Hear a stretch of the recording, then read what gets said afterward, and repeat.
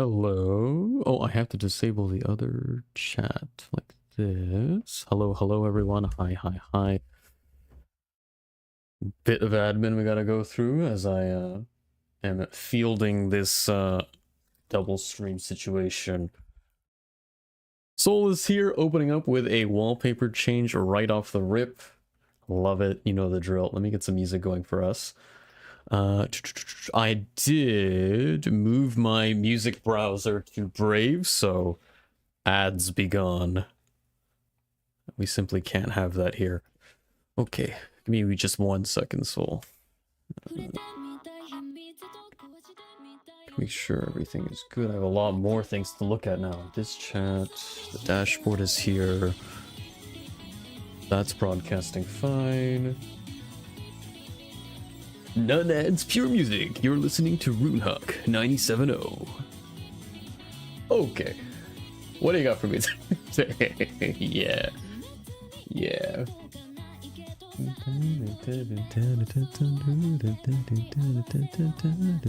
I hook up the please hold screen up to vertical as well? I did. Okay, so that means I can do that. Taskbar is nightmarish. Well, the desktop's clean. You gotta give me that. It's gotta go somewhere, right? That's like my laundry chair, right? The room is clean, but I have a laundry chair.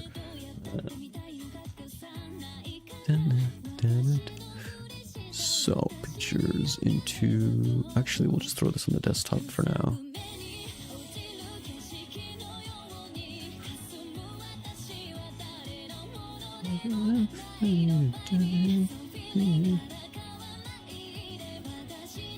Right. Move this out of the way, actually. Just hide it? I feel like this is a good concession, right? Yes, it's a little bit... more than a little bit cluttered, but it's like it's all kind of shoved away here. Like I could, you know, more kind of time.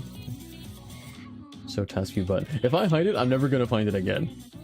I'm never gonna find it again. It's gonna be gone for good. The WhatsApp? So yeah, it's work stuff, yeah. Don't worry. You've never dogged on my WhatsApp before. This is like... It's nothing new. Why is it the angle of attack today?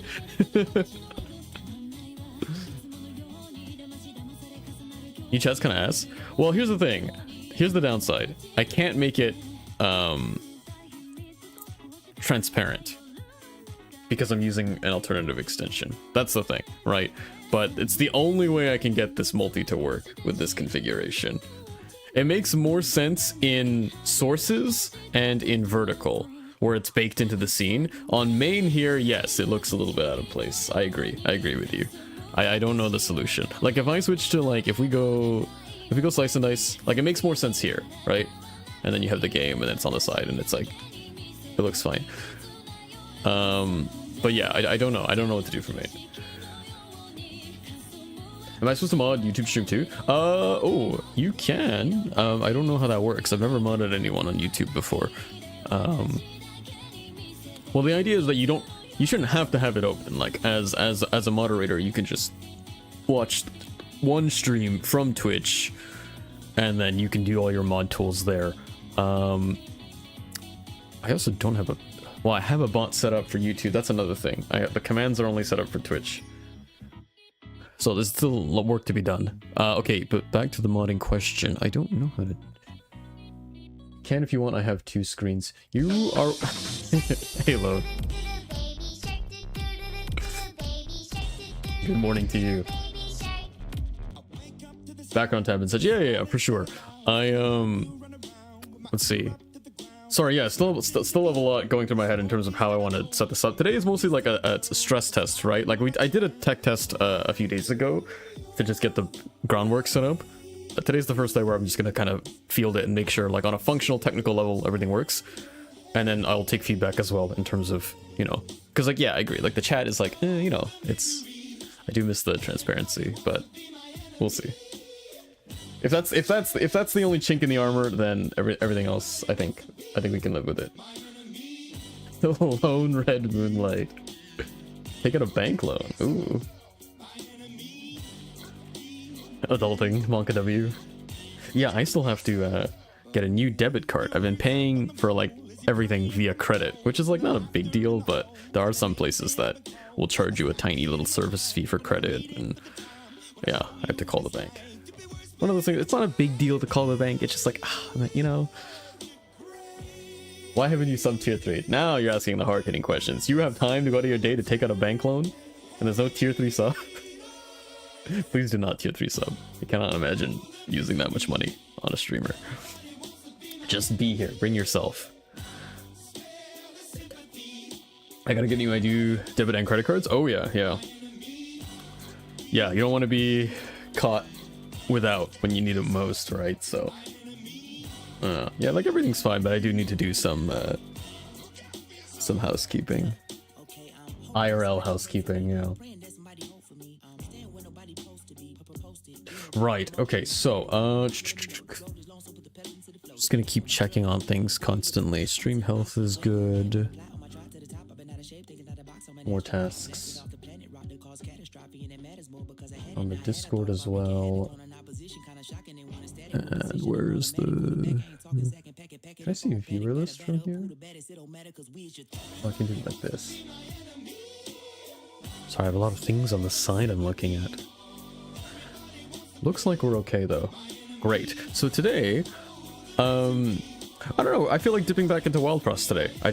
Saturday is the day to kind of bounce around a little bit. The Wild Frost video keeps getting views.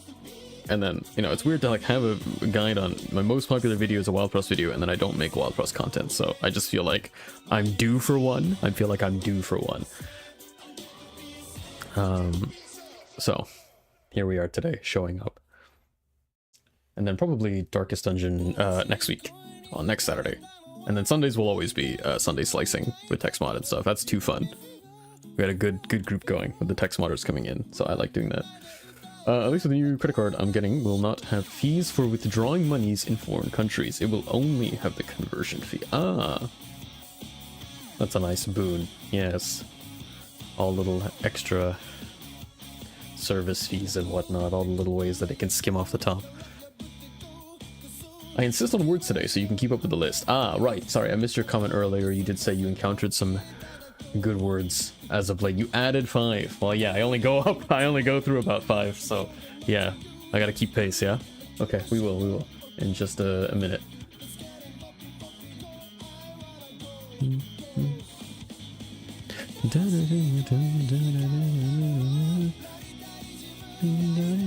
Oh, I should open the stream on my phone just to see how it looks again. I don't watch any streams on my phone. Oh,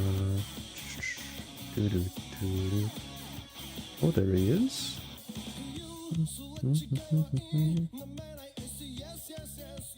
No. There's a hard limit for how many words I can ultimately give you. I do have a chapter 2 that I've had for a very long time that I said that we'll get to this once we finish chapter 1. Alright, let's bring her in. And okay, and then before this, then I want to do like a quiz. Like I need to like review, because I legitimately, I don't just want to like put the words here. I need time to like go back and review at some point. We'll have like a couple streams where we just like review, or maybe like, can we do like flashcards? Is there like an easy way to do like online flashcards where like I can just like take all this and like copy all of this like this? That'd be cool. And then we spend a few streams doing flashcards. It's 2K characters per Discord message. Oh, you just mean like there's an actual limit on the message. Okay. Well, if you run out of words in English, look for ones in different languages. Yeah. I don't think we'll run out of words. I'm pretty sure they're inventing new words. The kids these days are inventing words faster than we can learn them. Oh, Lewis is here. What's up, man? Hola, mi amigo. ¿Cómo estás?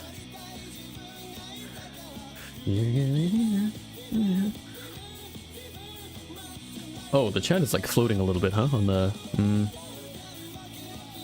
Hold on. It needs to move down. I don't know where to put this box. I guess like there, is that a good size? I don't know. I'm taking any and all feedback about the chat. I know it's like a little blocky, but that's the concession we have to make if we want to integrate it with both. streams. Every 10 messages, scooch out pixels. Yeah, we'll have like an we'll have an auto zoom. I'll keyframe a zoom that's over 3 hours. So as the stream progresses, the stream slowly zooms in. It's a bit small. Okay. Good comms. Yeah, it's hard for me to like see what, like I can see what it looks like, but I always see a smaller version than what you guys see because of the layout of everything. Okay. We can adjust that right now, I think. It is important to me that I have chat on screen for posterity too. When people look at the VODs as well, then it's like it's because you know Twitch doesn't save chat, but if it's on screen, then it will save. Okay, dashboard, chatbots, widgets and alerts. Oh, settings. Makes cafe UI. Where is the? No, there was a setting here. Sorry, I'm not looking at chat right now. I am just looking through these settings. There's like a brand new like chatbot widget thing I'm looking at. Where is this? Is it here? Ah, okay. Is this live?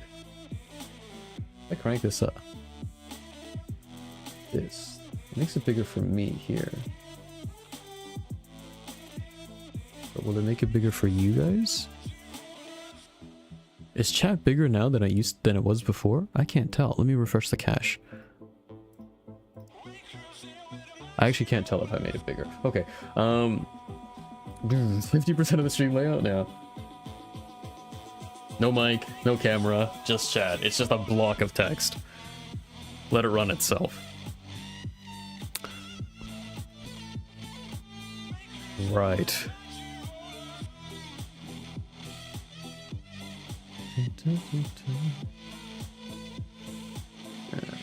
Stream chat like this, viewer list like this. This is a full Starship Enterprise setup with the big OBS here. Now, my OBS docs, there's so many OBS docs now that I've had to take chat out separately. Now, chat's on another monitor. It used to be integrated in OBS, but there's too much for me to look at now because now I have vertical scenes, vertical sources, and then the vertical preview as well.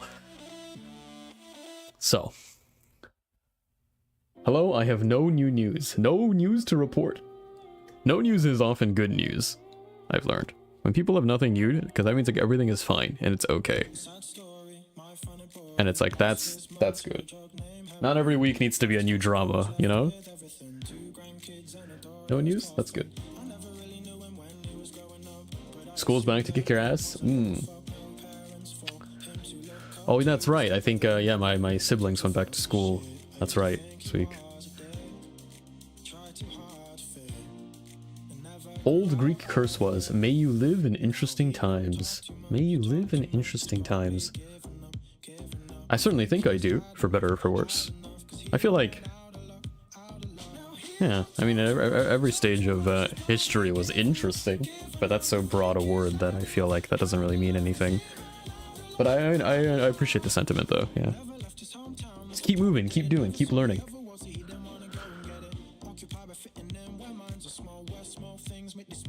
Oh, right.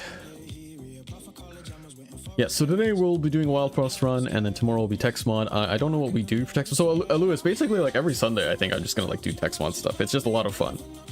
I love having the text mod guys come in and hang out with them. So every week I'll just like showcase a new one, and then sometimes we'll go back to old ones. I played some of Pun's mod pack the other day, and that was a lot of fun. I played it before, but I just played some off stream. That was a lot of fun. So we might showcase that tomorrow.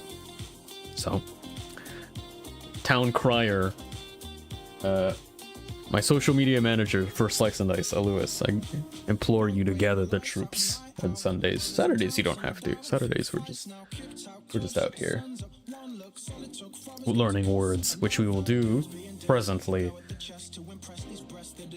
Class is just about to be in session, and no, you may not use the restroom.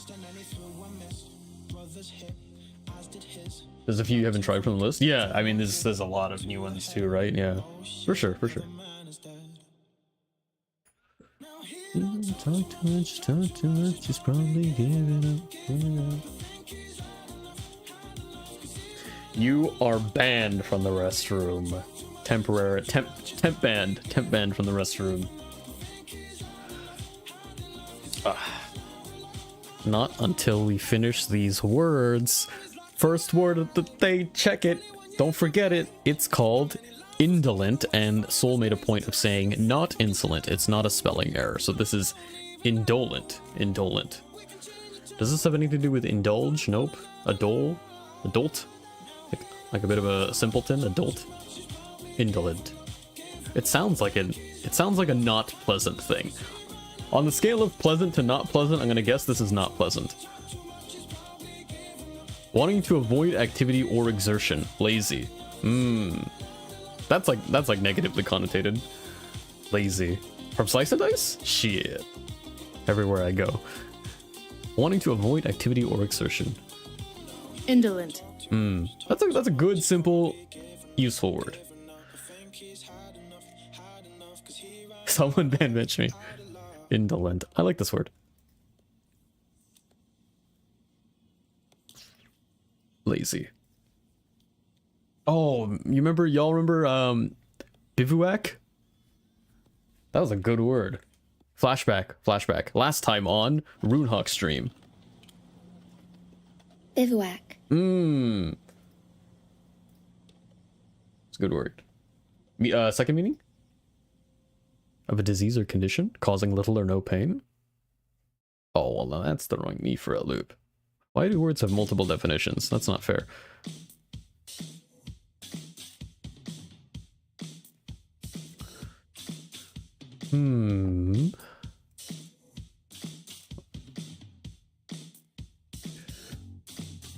Okay. Indolent.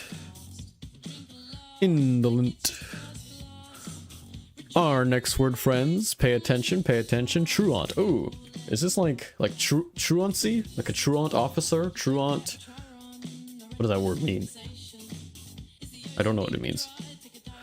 A student who stays away from school without leave or explanation. Truant. Oh, it's not aunt, it's truant.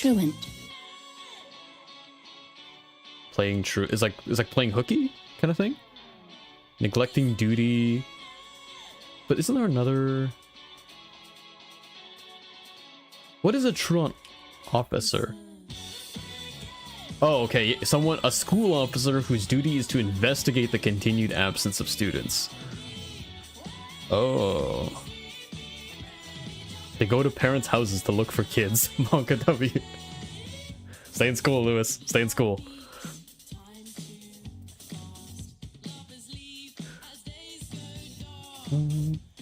Pokemon. Truant ability. Yep, there it is. Generation 3, Generation 9, signature ability. Oh yeah. Dude, I remember reading this Pokemon Wiki. We did, y'all remember that Nuzlocke run? Oh man. Lone remembers. We're looking at the wiki at one point. It was like, we're looking at the damage formula of how Pokemon works.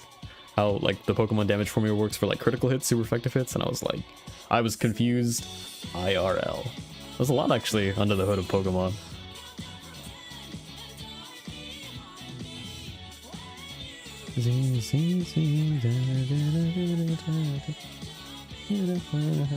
Nuzlocke, you were here for this, right, Soul?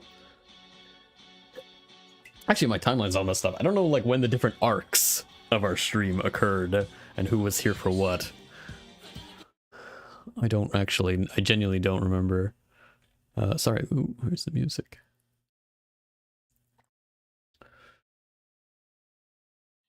Okay. Yoasobi.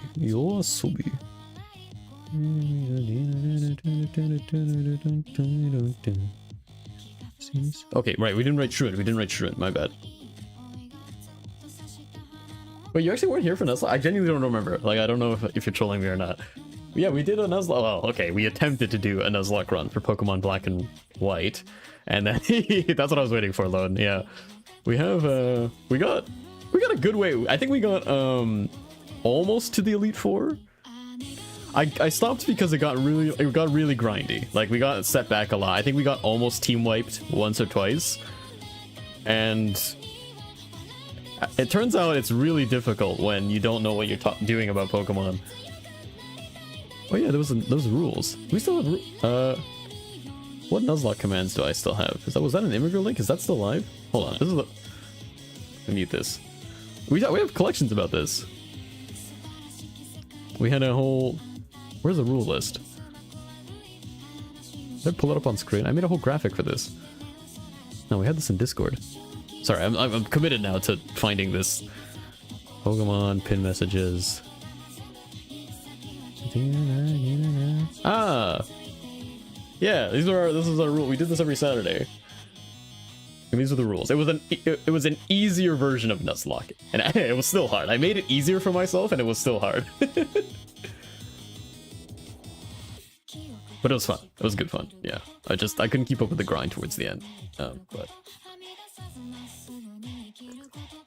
he joined the Discord November 25th, 2021. Really? Oh, this is in June. Oh wow, this is like just before you, huh? When we started this. Oh wow, this is fun. Yeah, we had an overlay. I think I upgraded the overlay over time. I think I added. Where's it?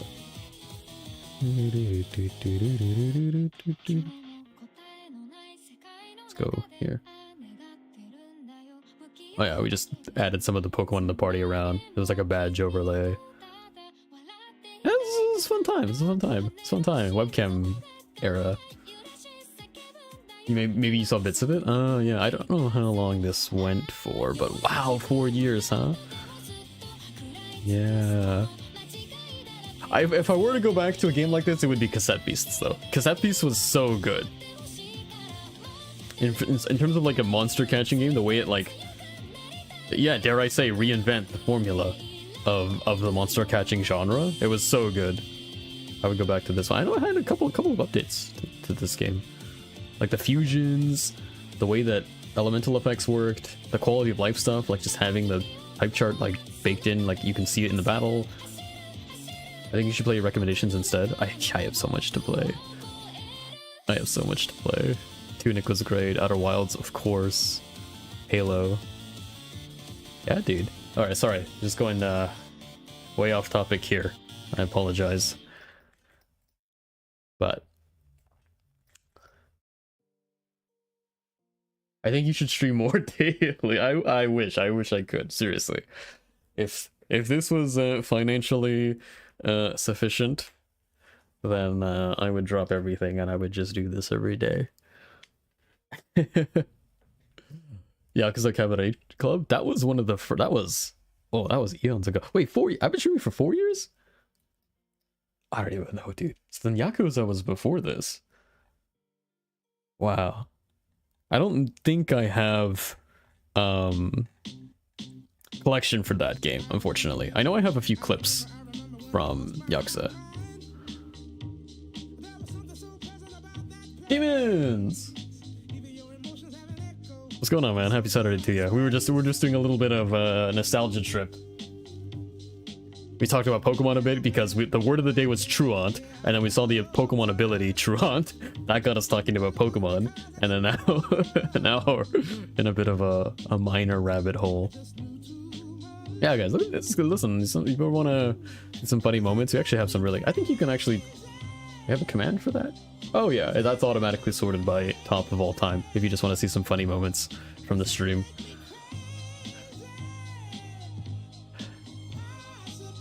You can see my old webcam as well. Throwbacks, yeah, it's a fun time to go back. At some point, yeah, I have to. I know I put some of the clips on YouTube. I'd like to keep doing that too. Like just once in a while, bring up an old clip, throw it on the YouTube. You know, a lot of other content creators do it because it's like content is there, it's already made, it's sitting there. Why not? Some banger clips. There's some really genuinely funny stuff in here. Like, there's some really funny moments in these clips. Honestly, if you just guys want to like just have a good laugh this evening after stream, because I'm streaming now, get the most of Runehawk now while he's live, but after stream, go take a look at these. Clip contest? Yeah. I would like to do more contests, but then it's only really... It made sense for a game like Outer Wilds, right? Where there was always like something around the corner, and it was like... Yeah. Very clippable moments. Don't Doubt Rune. Let's go watch that one. This is when, oh yeah, this is when I was on the asteroid, and I was very adamant that, like, listen, as long as this asteroid gets close to the sun at a certain trajectory, like at a certain time of its orbit, the crater was gonna open up, and I felt so smart when I figured this out. Okay, I'm telling you guys, this is the... How nuts am I? Don't ever doubt me again, okay? Chat, don't you ever doubt me ever again. Uh-oh. We immediately died. Fuck, man. Yeah. We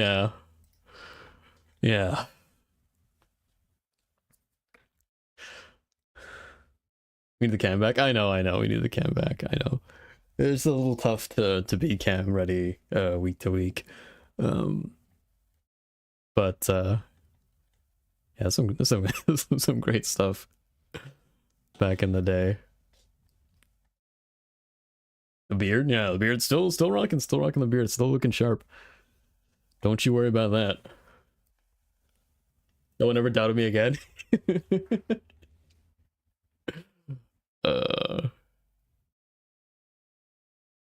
Dude, I'm gonna start clicking on stuff now.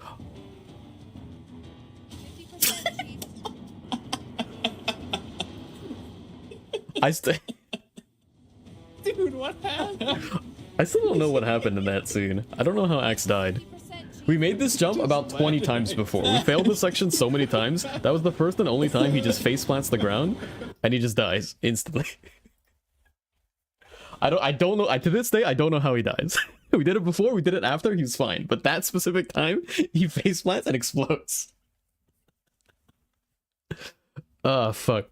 Yeah, I was talking to Axe the other day. I know he is down to do Halo 4 with me. It's just a matter of finding time in our schedules now, because it'd have to be like a weekly thing, and like these missions take like 3 to 4 hours. It's like it's a whole stream and then some for one mission, because we play not only on the hardest difficulty, but the hardest difficulty with additional modifiers, right? So we have to do some really cheesy stuff, and we have to run through certain sections. Like it's a big problem solving operation. But this was a great time. Yeah, I think 2 missions per week. Yeah, I think during the time we did this, we were doing Saturday, Sundays. Like sometimes we were doing 2. It's hard. I don't think Axe can do that kind of commitment. As a calculate, how many? It would be like what, 10 missions, like 2, 4. Yeah, it'd take like 2 months for sure. But it was a fantastic series. Some of the best moments are from me and him doing Halo. He was like my oldest gamer buddy. So to be shoulder to shoulder with him and like solving problems together, good time. We did this, and then we did It Takes Two as well, which is another fantastic co-op game. If you guys, I don't think we have, unfortunately, we don't have a collection for that, but It Takes Two is a fantastic 2-player co-op game as well that we did together.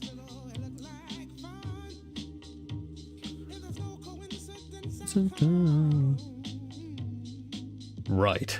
Okay. We have to right ourselves again. Back to school, guys. Ugh.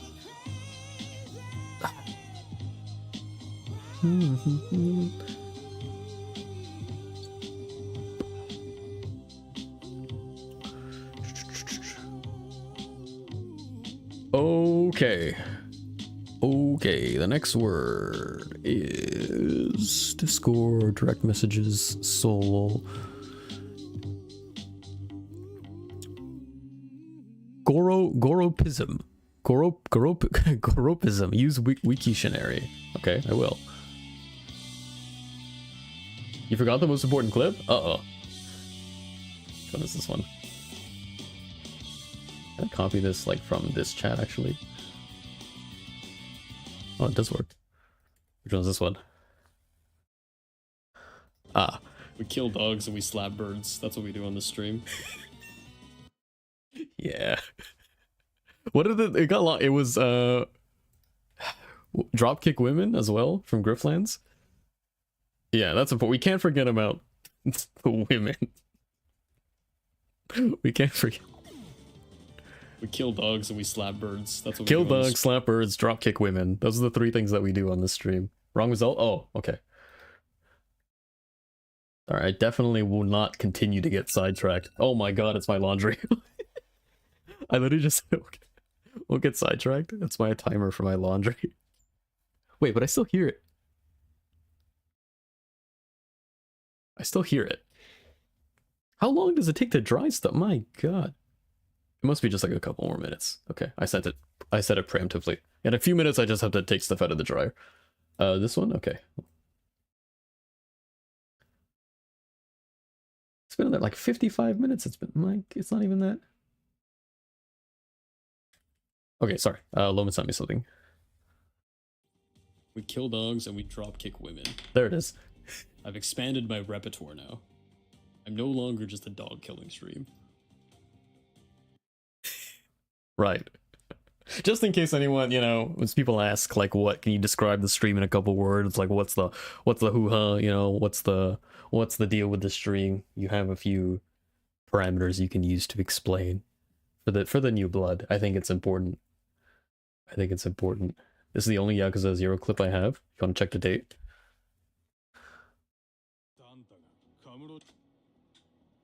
Oh yeah, it's when I was yawning. Runepok. There was one more, yeah, it was 4 years ago. There was one more Yakuza clip I remember. I was like getting my ass beat. It was like a phase 2 fight. I was getting my ass beat.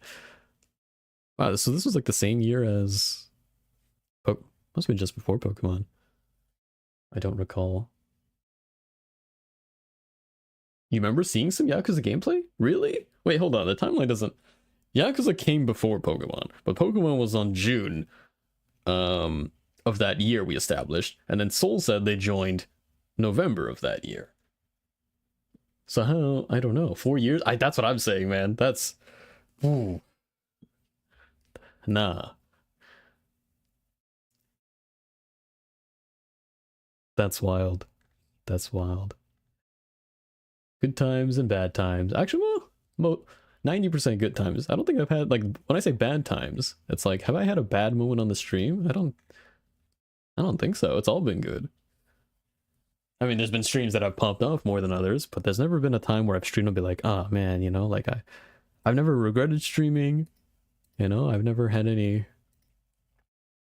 You've had many bad moments, mostly misplays. Yeah, that, if we expand the definition, yes, I would agree.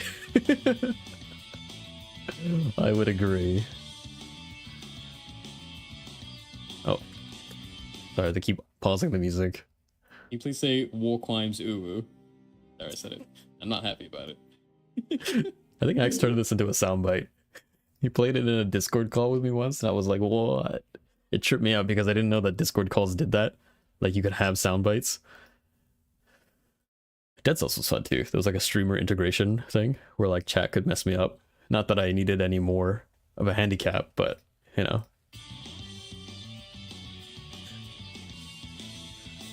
It's annoying? Yeah. I think I had to turn it down, but it was a fun little shocker. Dead Cells is hard? Yeah, tough game. Especially controller game. I'm not very good at them, but still never checked out that Return to Castlevania DLC, which has been out for a while now.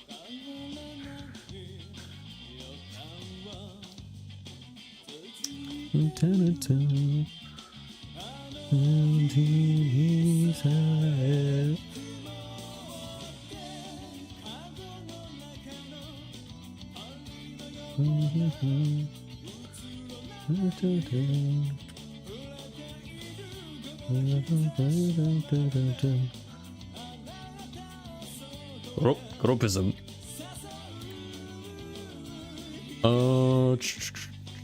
Okay. This was the name of a Dutch physician and linguist. He hypothesized that the oldest language on Earth would be the simplest language. And since Brabantic, a Dutch dialect, had more short words than these languages, it was the language spoken by Adam and Eve in the Garden of Eden from which all other languages derived. So this is his school of thought? I mean, that makes sense. The oldest language would be the most primitive. What exactly is he arguing, though? He's just saying that Adam and Eve would have spoken this language. Perhaps it was just a series of grunts. There we go. Ooh ha hee. Ooh ha hee. Ha hoo ha. Said Adam and Eve were Dutch. Is that all it takes to get something published?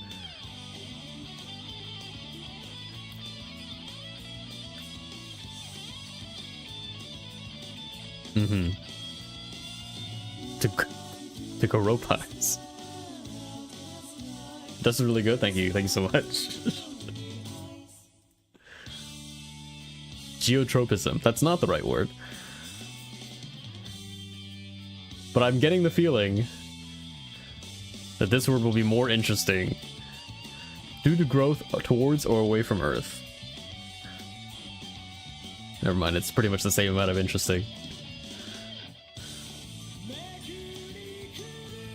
Oh, down here. Why is it down here? Oh, because this is the etymology? A hypothesis similar to the original...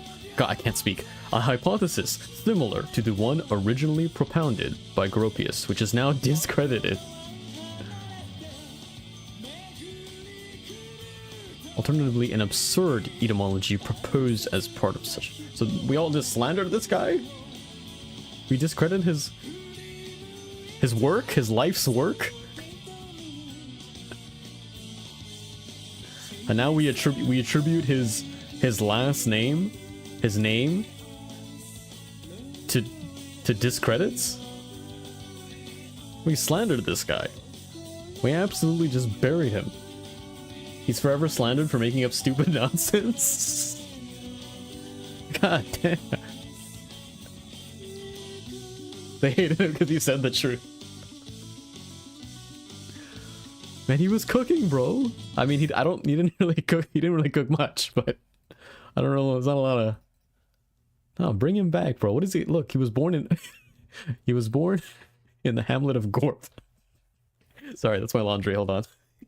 He's born in Gorp. Yeah, one second. One second.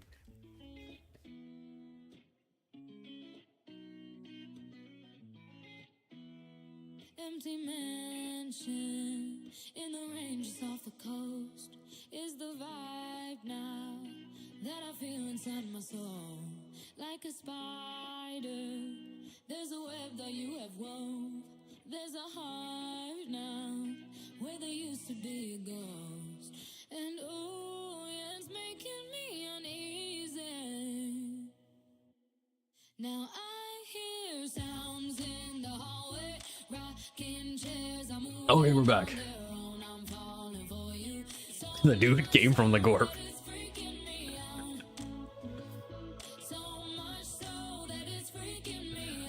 Fundamentally unserious language. How were the Dutch ever successful colonizers?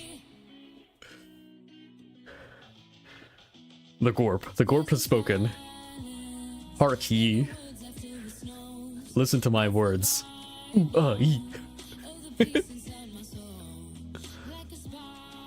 Uh-huh. Right. That makes sense. Mm-hmm.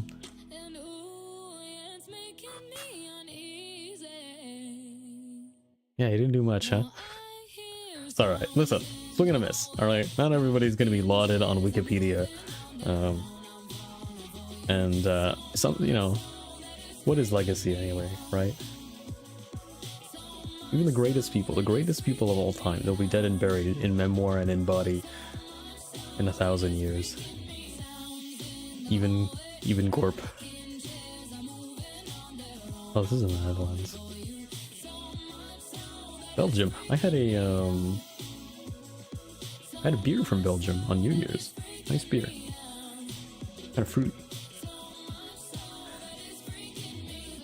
Truly, we don't control our legacy. We do not. We do not. Ashes to ashes, dust to dust.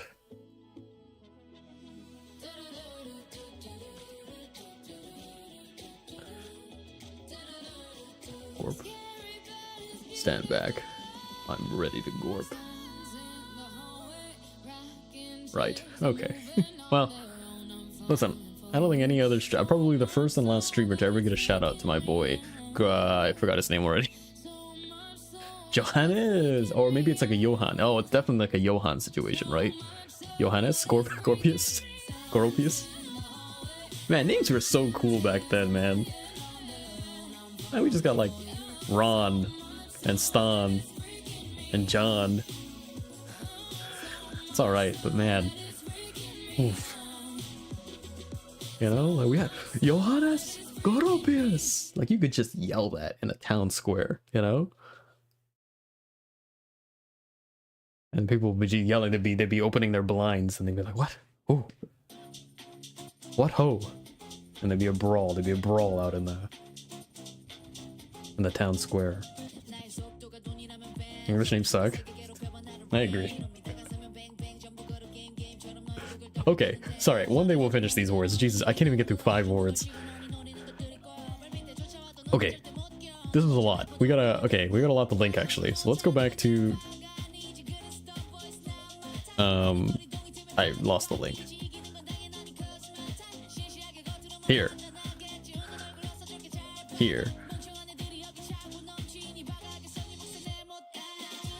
And I don't even know what the fuck with it. I mean,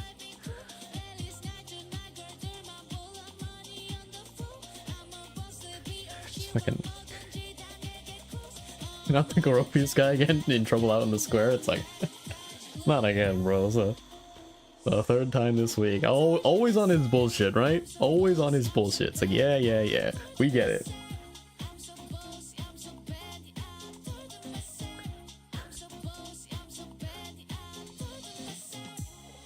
No wonder why Gorp's not on the map, man. They couldn't sort out they just could not sort out their conflicts.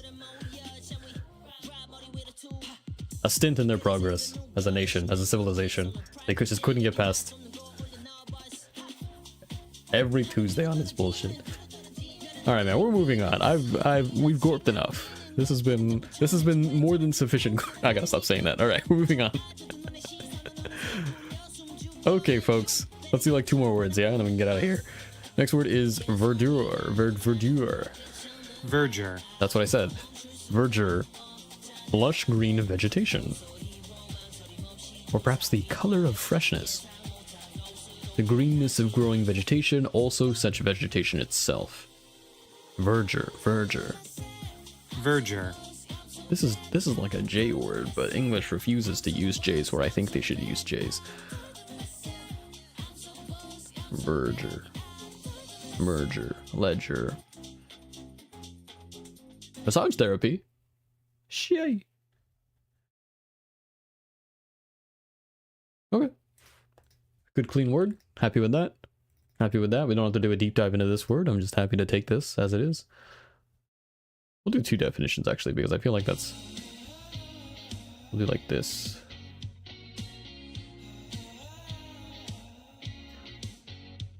Look at me. Looks good to me. Happy with that. Next word. Lurid. I am so lurid with you right now. I'm so lurid. Lurid is very vivid in color, especially so as to create an unpleasantly harsh or unnatural effect. Oh. The more lurid details of the massacre were too frightening for the children. It could be something presented in vividly shocking. Oh. So it can be applicable to color, but also just of a description as well. That's like so shocked, so sensationalized. The lurid details of the... Oh my goodness. Violence, sex, or immoral activity. Read all the lurid details in today's paper of the affair. Oh my. Got all these heavy-hitting words here. Sort of opposite to pallid. Oh, maybe that's a good way to remember it then. Pallid, lurid. Can I post YouTube links here, or do I have to DM them? You specifically, Lone, I will allow it. You can. And then yeah, I think the bot won't say anything. Because you got the badge.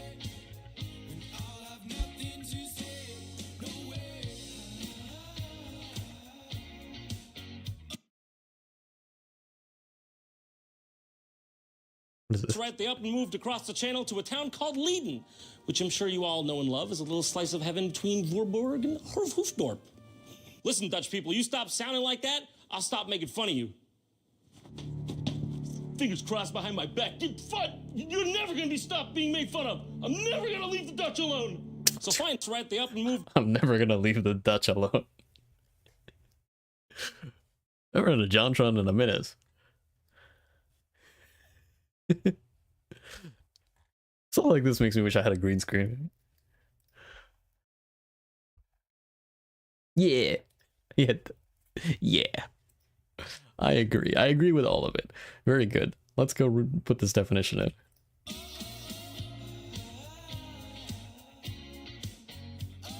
Sort of opposite to pallid. With two L's. Two L's.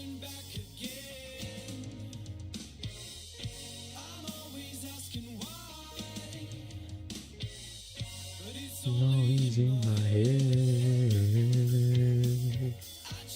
Uno más? Right, uno más. Uno más, por favor, por favor.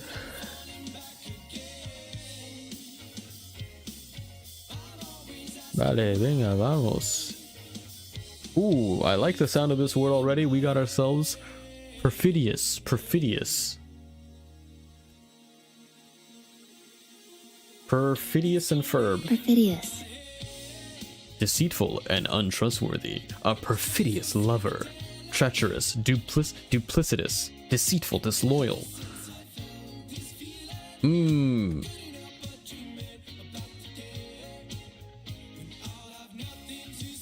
Perfidious. I like this word. I enjoy OUS words. I've just decided that. I've decided and realized that.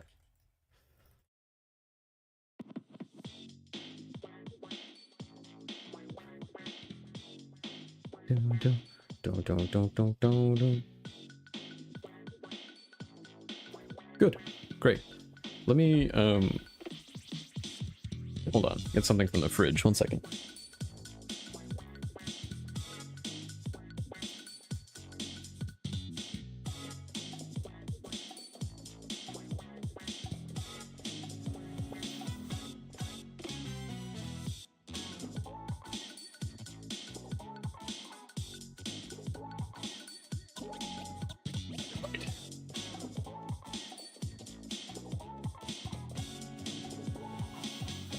How are we all doing? How are we all feeling? Good? How's it 150? What are we doing? What are we up to? Yeah.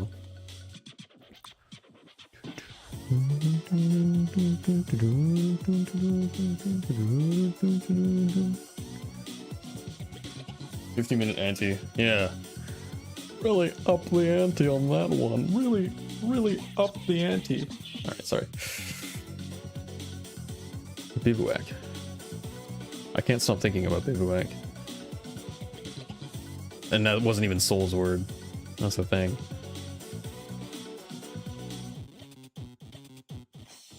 As long as we ever yapped, we've done some serious hardcore yapping. I've just gone on like so many tabs open that you can't even you just see the icons.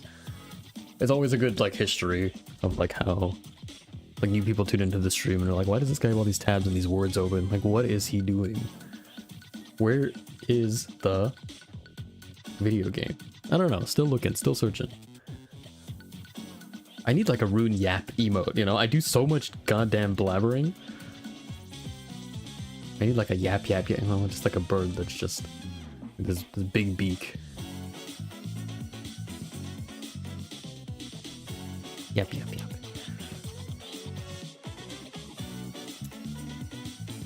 Exactly, yes, exactly, that one. Yeah, the little pop cat. That's a good one. That's a good one.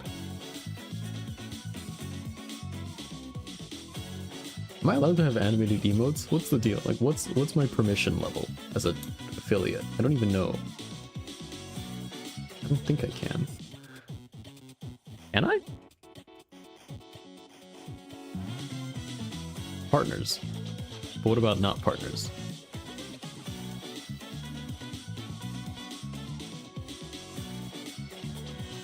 Trout.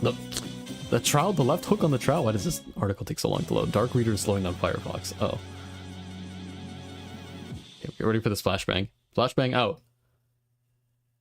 Oh, that didn't work. Ow. Flashbang. Oh god, it's so bright. Uh-huh. Easy animate. Whoa, whoa, look at these easy animates. We gotta like Rune Hydrate, but then it slides in. Whoa.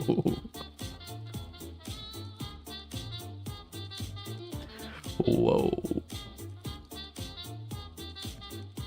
Get some tacos? Right on, yeah. 7TV probably has animated emotes. Yeah. Make pasta and then have pasta. Oh yeah, okay. Go ahead, get your food, get your bread, and then we'll start the video game when you guys get back. No worries.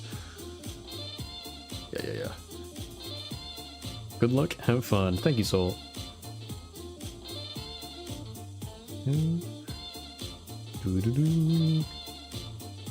Well, they're both gone getting food. Shit. I guess I have some food myself actually. Maybe we'll just sit here and think I won't just wait. Okay. We'll look at the emotes another day. Words are done. Words are done for today. All good. Let's organize them.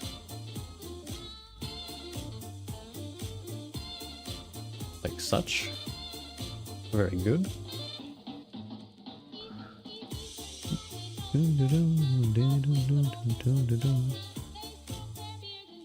Put this to the side.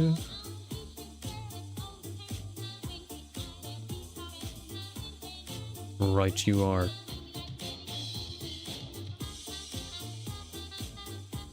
Okay, folks. We will get started. I should get started on the game because it takes a minute to actually chew through a Wild Frost run. So, we should get going.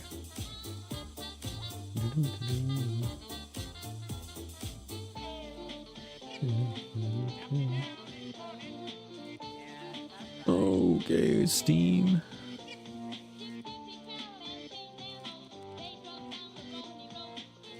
Let's get the music stopped. Okay, alright. We'll make some headway when they come back. We'll get some of the prep out of the way. I haven't played in a minute! Ooh! A little rusty. Is it waiting to pop up? Ah, okay. I have to select my launch. So always use this option. Oh, and then scene change. I think I just scrambled to make a Wild Frost scene as well. Just so that I would match on the vertical. What's that light blue line on the mobile? Something blocking? Hold on. Is that cropped correctly?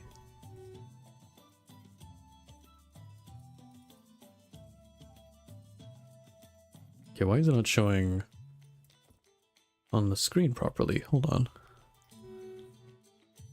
Wait, that's showing on mobile. Okay, sorry, there's a little bit of a technical error here. 1 second. Wild Frost window capture.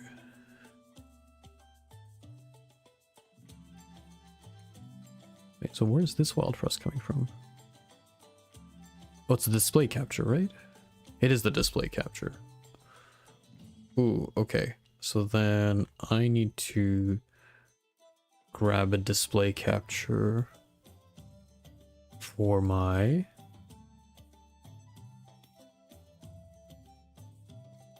Okay, we have to re-crop this on the fly.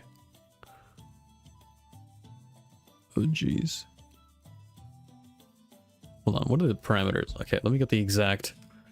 Chucklefish game? It is a Chucklefish game. Sorry, I just had to do a quick crop because it didn't... This is 427 on the right. 427 on the right. 427. Lock the capture, bring it back down. It's the window capture giving me a hard time. which we can remove now. Okay, and that runs parallel to the vertical. Okay, that looks okay. Right, good, great. It's too wide? Is it? Is it too wide? Is it clipping into the chat? It should match all the other caps. It just went behind the chat? Shit. Really? I can't tell.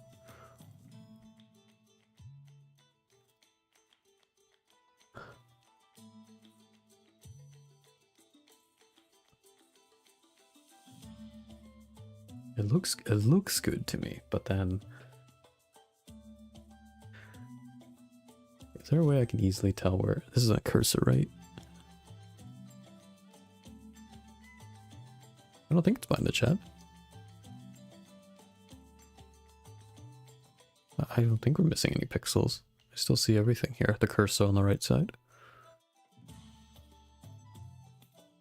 I'll have to blow up the volume. Like once we're done the recording, I'll have to blow it up. I think it's, yeah, I think it's like, it's minor, but it's not enough for me to fix it now, but it's enough for me to, I'll take it to the workshop after the fact. I'm not gonna split too many hairs over it, but are you boiling your water for your pasta? Is that what this is? Is that why you're still here? Water. The water. Okay. Yeah. Welcome to Wild Frost. If you don't know what this game is, fuck you. No, what kind of intro is that? What kind of intro is that? Why would you say that? Anyway, it's a great game. We have a beginner's guide on YouTube, which you should check out. Check out later, not now, because I'm streaming now. And cut, yeah. It's like, cut, rude. He can't say that. For the love of God. We talked about this. Okay. Wait, Soul, since you're here, you get to pick the tribe. You get to pick the clan. I don't know how much you know about this game. If you want an overview of the clans. I think it's here. Oh. Wow. Stop giving us homework, it's Saturday. I gotcha. Well, Saturday school never hurt anybody. Gotta keep you sharp. I watched the banger intro video. Pog you in the chat. That's my mod. You know the game in and out? Done. And whenever you don't know, then it's my fault because then I didn't cover it in the video. So if your knowledge is the extent of what I covered in the video, then you are pretty much an expert. Pretty much an expert. Yeah, anyway, you guys can pick the clan, whichever. Snow Dwellers. Cute, they're very cute, that's it. Summons and clunkers. That's it. That's the definition and explanation of the clans. I don't believe I'm missing any elements. Middle, Shade Masters, done. Oh god. Alzu in the hood. These leaders aren't very good. I should have looked at leaders before allowing my chat to pick a clan, but that's okay. Game +1 when an ally is killed. Otherwise, it's a 3-on-4. These health values are all very low. I think I'm playing this Barrage hero. I'm +1 away from the very important 6-point breakpoint. 6 damage is a very critical breakpoint in this game. It's on a 4-turn timer, which I would consider a good timer. The danger is health. 6 is very low. The magic number is 8. But there are ways to supplement and get around this, so. Summon and kill, cannon fodder build. Yeah, we'll always have some amount of cannon fodder, summon, sacrifice package with this clan anyway. But I don't think I want to lean into this. Is very slow. Whereas on the same turn timer, I can unleash a barrage for -1 health. So I think we'll take this guy, and it's always spike. Do we have music playing? Hold on. Is it? What's the sound? Okay. Smash that bell. Dude, I remember this game. And I love this game, and I don't play this game enough. This game is awesome. Okay. I will not go over all the details and explanation, but if you have specific questions at all at any point, please let me know, and I will try my best to search in the recesses of my mind and answer that question. I'm confident enough in my latent abilities in this game because I've played enough of it. I have not played it in a very long time, so please forgive me. What does Spike do again? Great question.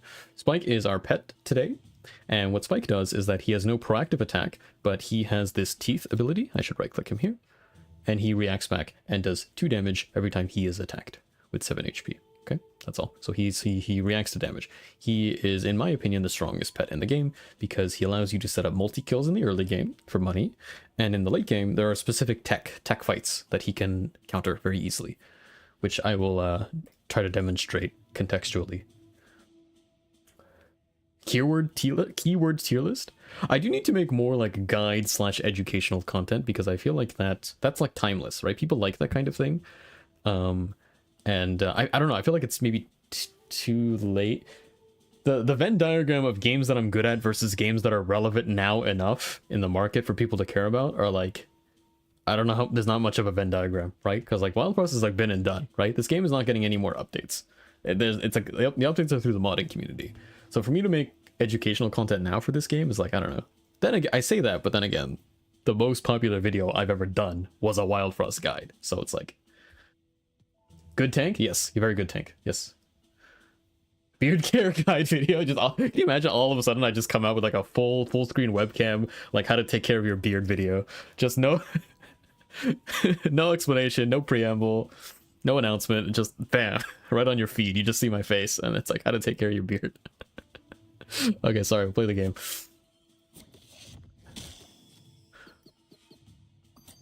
2/2. Next turn I'm taking 4. I can have Spike tank all this, but it's big, so I think it's Spike into Tarblade. And then we only eat the 1.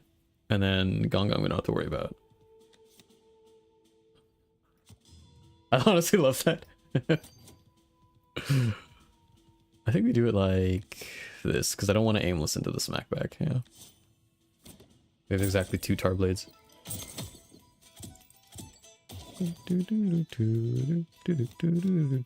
I don't mind my Gen dying, although this counter is awkward, so I think I will wave now.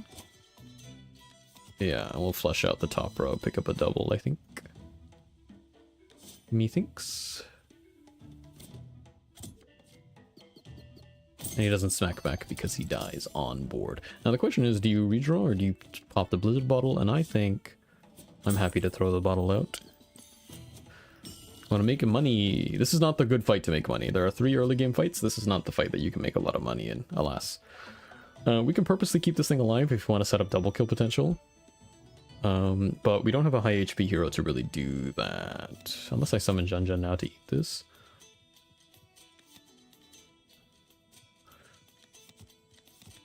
You know what? I will keep this thing alive for a little longer. So I'm purposely not killing it with Spike, because I want to see what the board state looks like in 2 turns, and I might be able to pick up a multi. That's the idea. I'll throw 3 into the Goblin. Gaching! Nimbus. Right, because now we can potentially, possibly pick up. There's a 1 in 3 that he... Or sorry, a 2 in 3 that he picks up a lump here. We can do this setup configuration to maximize our odds of multi-kill. We don't get additional value out of the Goblin smacks, but I think the bottle plus 1 smack into kill is good enough. With this multi, it'll catch us up.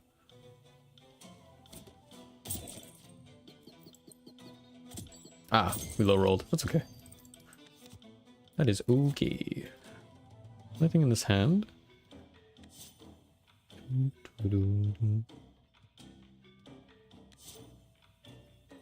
Be very careful hitting my hero. This is a kill.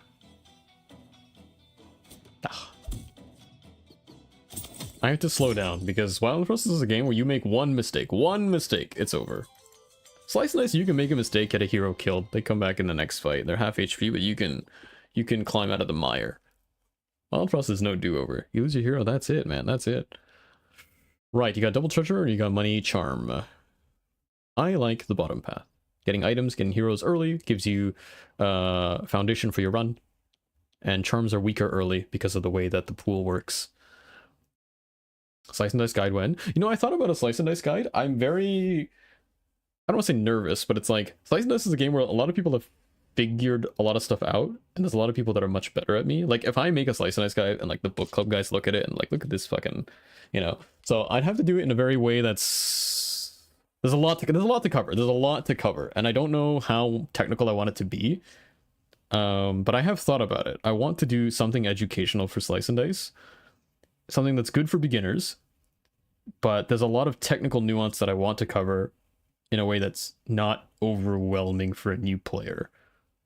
Like concepts, right? Concepts of Slice and Dice and the roguelike in general, right? Like how to play your HP and understanding like how it works differently from other roguelikes, right? Like more nuanced concepts like that. Oh yeah, the Lich deadlift, dude, that was so funny. The AI generated video titles we saw. That was awesome. Yeah, maybe I'll take a page out of that book. Bob is here. What's up, man? Yeah, we're doing Wild Frost today. I'm glad you're here. I don't know, I just decided on a whim just to oh god, it's soulbound. I say oh god because a lot of runs in this clan, it's basically like you get soulbound and suddenly now I have to play around this card and I have to take this card because it's too good not to take. You have to take it. This game is sick. It's a very good game. Yeah, it is a very good game. I'm just kind of going back and time capsuling a little bit. I don't know. I haven't played Wild Frost in a very long time, so welcome aboard, sir. Welcome aboard. Okay, so game plans. Basically, we need to find some early game beef, right? And then some way later on to upgrade our heroes' HP is the goal, right? Because firepower, we have a decent bit with this barrage that we can play through. Things that will scale off of barrage and multi-hits we're looking for, and then any way to redirect HP or redirect damage off of our hero or increase our hero's health. So Pipe Box is good. Another chomper on the field, something to tank for us. The most viewed VOD? Yeah, hopefully, we'll see. I mean, I was very pleasantly surprised with the Wild Frost attention, so.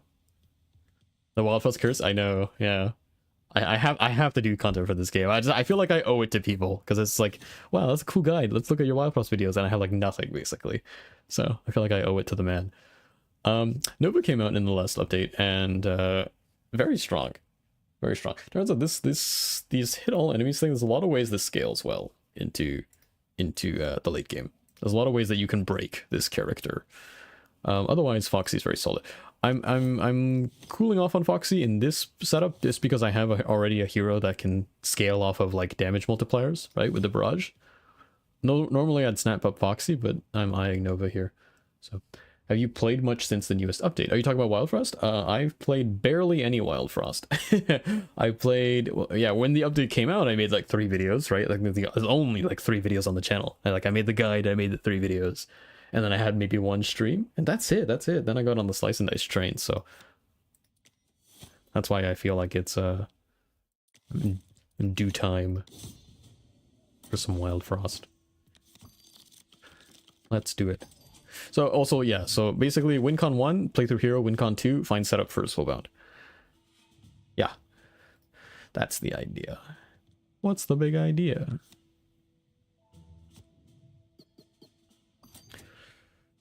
Uba bear, Uba bear. Uba bear. Do I want to punch 2? Am I playing through the sand? I don't think I am. I have like 1 Nova trigger. Oh yeah, that's also WinCon 3 is to find triggers for Nova. Triggers for Nova means finding ways to increase this block value. Sorry, I'm not really explaining all the heroes because I'm like, I feel like, but basically when this hero loses 1 block, then it deals damage to everything on the screen, all the enemies on the screen. So of course, if you can find ways to increase this block, then you can make use of this sort of time bomb multiple times. Bowl in the spaghetti. Ooh, spaghetti a la soul is what's cooking. For those of you unawares. And I implore you, soul, cooking stream? Cooking stream? Could do it. Could do. Let's get our heroes. Let's go find our heroes. Where are they? They're hiding from us. Bite box is very good in Tuba because I can bite box into Tarblood, then no one takes this freeze. Fuck you, Uba Bear. Do you wave bill here? I think you do. Because you want to work the barrage. Clean line through here, will damage everything, and we don't hit into the Uba Bear. We'll pick this Uba Bear up, I think. Well, we can do that later. Let's see if we want to do it now. Whenever I have time, space, and energy to stream again. Oh yeah, I know, for sure, for sure. I'll tease you about it, but I never... I hope you know I'm not actually trying to put pressure. You have to be in the right space, the right frame of mind and everything. But awesome, yeah, no, if you start that up, even if just once in a while, you don't have to, no one's asking you to commit to like a certain, you know, it's whatever your speed is. Barrage. It could be, could be. Know it's coming, which is a threat. Understood. Understood. It's clearly established that this is a threat. Make no mistake.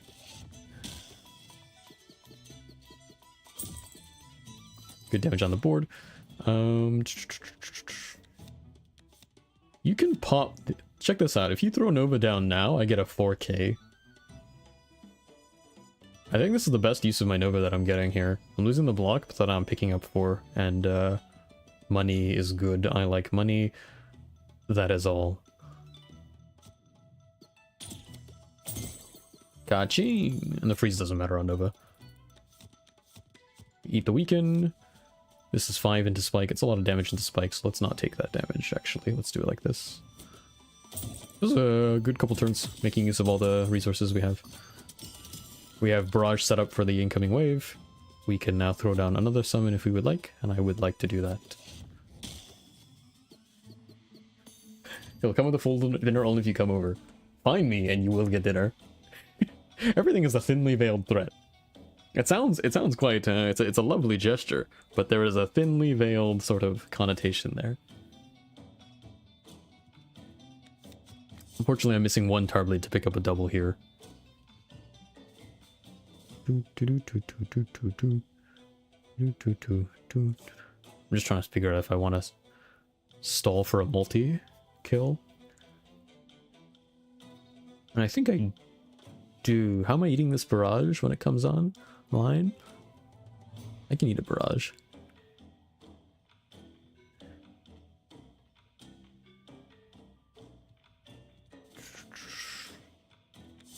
Yeah, I'm gonna purposely stall. You started a new job this week? Oh, right on. How's, yeah, what is the job? What's going on? Tell us about it. Talk to us. Please. Please. Tell us anything, something. I'm gonna purposely block with my face here and not kill. Actually, yeah, I'm really looking, I'm kind of greeting for this double here. How can I do that? Oh, Sunburst 2-2 probably. On hero. Do I care about this weekend? No, I don't.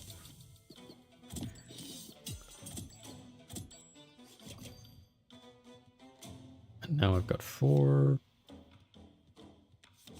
It's hard to set up this double. It's very hard. I give up.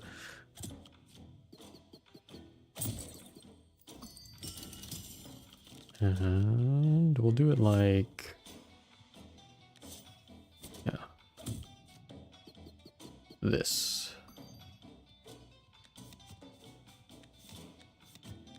Like this.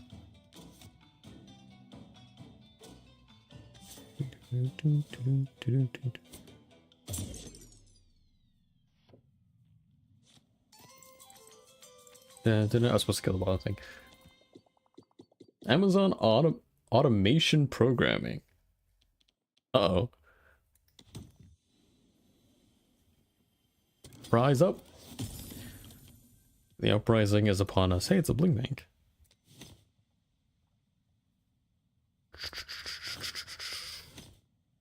Money, money, money, money, money. It's money in a clunker. We have to go bottom. Early charm merchant. What do you got for me, girl? Snowball charm. Hey, snowball charm barrage hero is pretty decent. Do kids say that? Dece? Yeah, that shit's dece. I'll work on that. Unfortunately, the frenzy charm has been omitted from the pool now, so I can't find it on my soulbound. I really want this snowball for the crowd control. Is that worth $54 dues? There's sirens in the background. I'm an honest paying customer, I swear. Sorry, let me think about this. I need like 65 for the crown, roughly 60, 50, 60. One charm. It's good on Nova too. It's good to have. I'm gonna buy it. Spent the last 10 years railing against Amazon. Last job was a startup, yeah. Starlink competitor. Ah, you've been around the block. I hope it goes well for you, man. Seriously, seriously. Listen. Whatever you need to do, keep the lights on.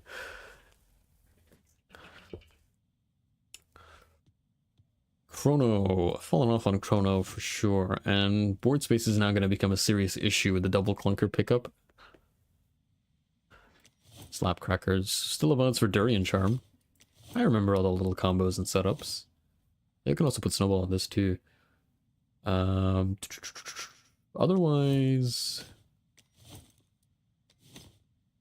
Slapcrackers are scale. How important would Slapcrackers be? What are the implications? You could break enemy clunker pips, Durian Charm out. That's about it. I don't know if I want it. Don't want it. If I find Durian Charm in the shop, I'm gonna scream. There's been a suspicious amount of Trout Smacks in the last streams. I have not touched the command. It is even Steven throughout. I found your stream by searching Wildfrost on Twitch. Did you? Did you really? I know. I looked at the analytics for the Wildfrost video, and it looks like more than half of the people that found that Wildfrost video found it through Google. Like, people were just looking up Wildfrost beginner guide. I think if you look that on Google right now, it's like the 3rd result. So that's also something to think about. Where am I getting people from? Also, I missed the blank mask because I took the snowball charm. That's bad. But it's okay.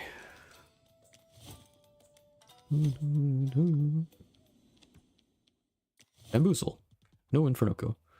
Now, do you want to commit the snowball onto Hero or Nova? I don't know if we're playing through Nova yet. It's too early to tell. It is too early to tell.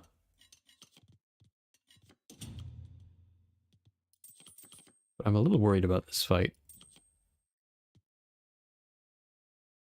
I don't know who to commit it to.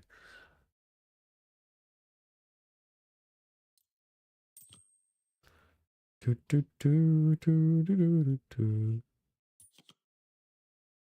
do you look for in terms of skull synergies? Ooh, sorry, hold on. When you say skull synergies, what do you mean there? I'm blanking. I'm Xing out in my brain. You mean charm synergies? What does he mean by that? Soulbound. Ah, okay. Soulbound skulls. Of course. Sorry. I always call it Soulbound, but that makes sense. Yeah. Soulbound is a card where it's so strong in this clan that if you find it, all you really need is like what, Frenzy Charm and or the other one. I can't remember the one that multiplies it. If you find one source of multiplication on this thing, then you win the Frostgang fight. So it's just a matter of now you need 3 parts, right? You need this card itself, you need the sacrifice target, which is generally a clunker, something 1 HP that you can pop, and then you need a popper, and the popper is generally a tar blade, right? So you need that 3 crown setup. So those are the 3 things you need to set up for the Frostgang. Once you have those pieces, then the Frostgang fight will become trivial. So then it's just a matter of making sure your deck is strong enough to get to the Frostgang fight. That's it. I don't know if there's other specific charms. There's another one that I can't remember. Way to multiply this. Also, I remember the last time we did Soulbound on stream, we manipulated the seed. If you really want to, if you soulbound your target in the Frostgang fight and you don't like the target, then you can X out of the game, move your crowns around, and then re-enter the fight, and the soulbound target will be different because it changes the seed. We tested that by moving crowns around. If you would like to do that. I don't know where to put it. I bought the snowball charm because I know it's going to be good, but now I'm like greeding out because I don't know where to put it or what I want to play through. What if I just do it without this charm? And then lose the game? Would it make it critical? Do you need to make it critical? Times 2. No. No, critical is only for card text. Right? Like no, when I say card text, it means like numbers on the card text. Yeah, critical wouldn't work. Like critical would work on like Blizzard Bottle because you can see like an actual yellow number. So work on these cards here, but it would not work on Soulbound. That's my understanding. Yeah, it doesn't say one Soulbound. That's correct. Yes. So that has different implications. That's correct. Okay. What's the field? We have 4 blades in hand. That's a quick pop on the Snowbow. Are we tanking Winterworms? We have 2 clunkers to tank Winterworms later. He can also eat. That's when we can have the Nova eat the Winterworm. You always have to think about initially, like, how are you tanking this Winterworm in 6 turns? Like, what's your plan? We have a lot of ways to deal with him, so he's not a threat. The problem is... Bamboozle's gonna eat the block first. In 5 turns. 3 damage also rips through the Junjuns in one go. You could Tarblade the Snowbow and then Soulbound Nova now just to get the 50-50 on Bamboozle, just to have it on Bamboozle, a chance, because it's your best odds. But I don't think we're playing through Soulbound right now. We're definitely blading one. We have 4 blades, we have to use them. We have to like at least pop the Snowbow. It's too important. Bamboozle's a butthead? Yeah. Yeah. He's not as bad as Infernoco, but... I think we have to... well, we don't have to open. We can Junjun first.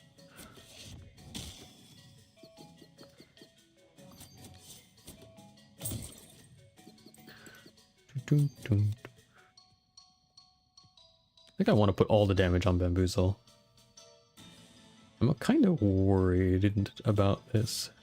Now the question is, I think you redraw here, because I really don't want to do anything about this. I could Soulbound now.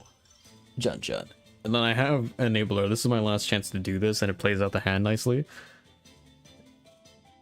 The problem is, if I Soulbound and hit Bamboozle, I'm accelerating the flip. I flip Bamboozle now, and then the wave comes in. How many people are coming? 3. So it's a full board. That's the problem. If you Soulbound and it procs Winterworm, that's fine too. That's not a problem. I feel like this is my best use of this. Like, in terms of, like, the turn tempo, too. Like, it's either that or I redraw, but then I'm losing tempo.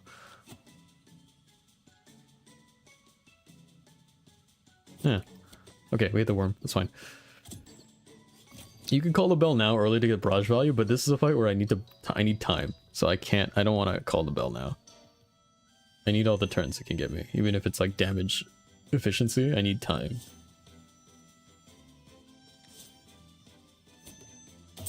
Pop the worm. And now we call this trigger. I don't have a +1 to give the Nova to pick up these things, unfortunately. Hero has to take... Luckily we can get Hero out of double tap range with Berry Bell. So it's 3 to all here. I have to be very careful Sunbursting Hero as well. Sunbursting 2-2 I'd like to do at some point on Hero, but then the damage threshold is so tight that I have to be careful. Blizzard Bottle gives you 1 turn of stall. How am I getting through this damage? This is 8 damage on Bamboozle, so I need to find 3 at some point. I can Blight Box now to find the 3. Because that means we'll beat the flip. Because Hero goes before the flip. See what? You Blight Box now. Bamboozle drops to 8. Bamboozle drops to 5. Hero picks up Boozle on the next rotation before he flips. 3. That 5 will also clean up Gobbler and Snowboo, but not before they get to attack once. So they have to attack. Who's eating these attacks? Probably Spike afterwards. So it's Bite Box into Spike to eat the Snowboo Gobbler attacks in the south row. Gobbler Sylph is going on the same turn. Spike has to move north to attack, or to tank the snow, which means Nova will tank the Gobbler hit.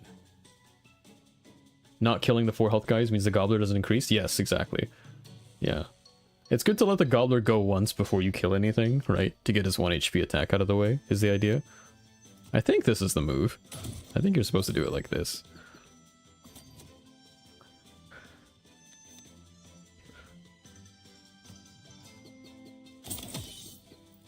I mean, this is fine. And then now you can... Well, you can kill the gobbler or freeze the gobbler. I don't mind doing this because this is the most HP value you're getting out of... Oh, actually, no, oops, order, lol. This kills the Nova. Right. No, I think you're just freezing gobbler. Because I can't hold this freeze for Boozle, or whichever one that I can freeze properly, because one has no resist, the other one doesn't. I'm looking at this, and I think it's this. And then next turn... Next turn... The board is cleaned out, because the barrage goes off. Sunburst kill? Yeah, I can Sunburst kill. I'm just really worried about putting heroes HP down to 2. I don't remember what the attack values are of Bam and Boozle. I wish I could see their sub forms. I don't know what to call them. Yeah, my freeze is only buying me 1 turn on Gobbler, but it's all I need. I just need to buy 1 turn if I freeze. Yeah, the 2-2 line is valid for sure. Yeah.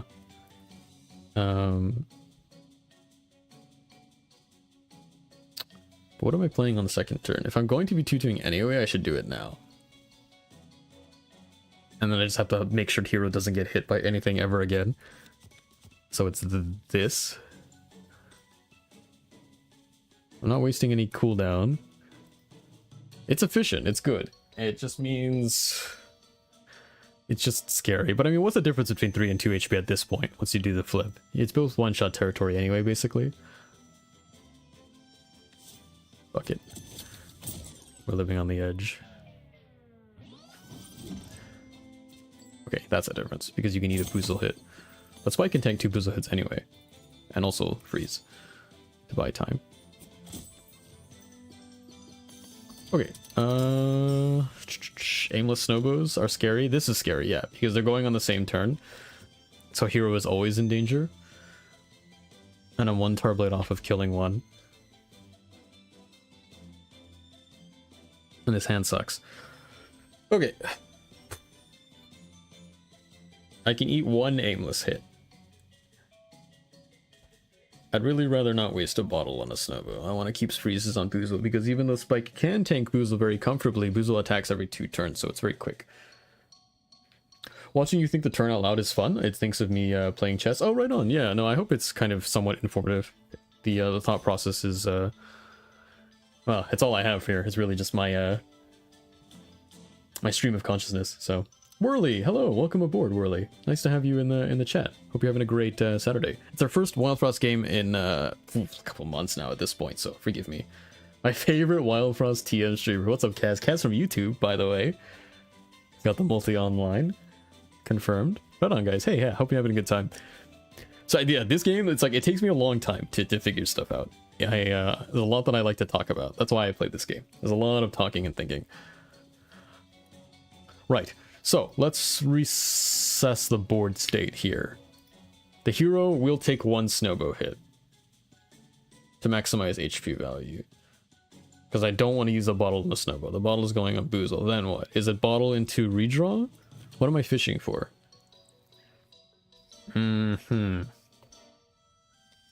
Basically, how am I dealing with this spam is the issue. I think we have to pop the snowbows and then like look for another soulbound play on the next dungeon we get.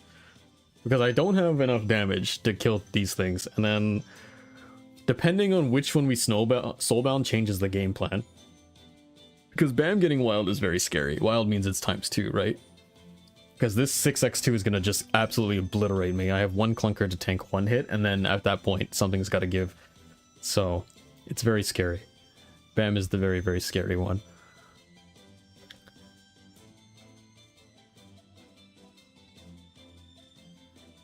And we don't want to bling bank until the snowbows are dead, because we don't want the snowbows to ping off the bling banks for free. Bling bank's value in this fight is to eat 6 damage, basically. That's the only value of this card.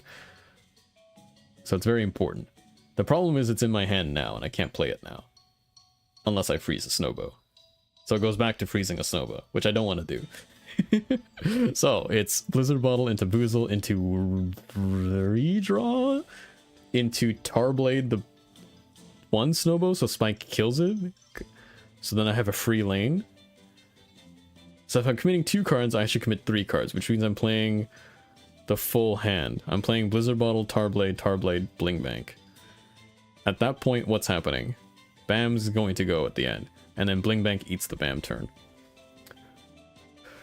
Oh, hello there. Welcome aboard. How do I pronounce your name? Is it Termac? Termac? Termac. Mac. Let me know. I want to make sure I say it correctly. Welcome aboard. Hope you're having a great day. Okay, let's play the video game. So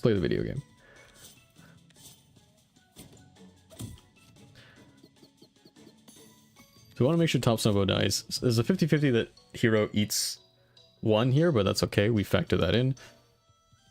Mac is usually what people call me. Right on. Nice to meet you, Mac. Hope you're having a great day. Let's reapply. Eat. Yes, that's the one. That's fine. We eat. So now the Snowbows are off the board. That's fine. Which means that we don't have no random attack flying in. So hero is officially safe. We now have to summon the Bling Bank to eat this wild hit. It's imperative.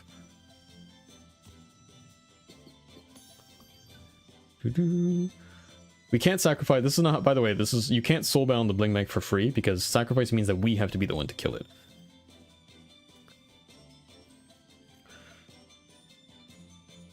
How's the game going? Game is good. Yeah, I used to play Wild Frost a lot. This is our first game back in a couple months, so it's been a minute.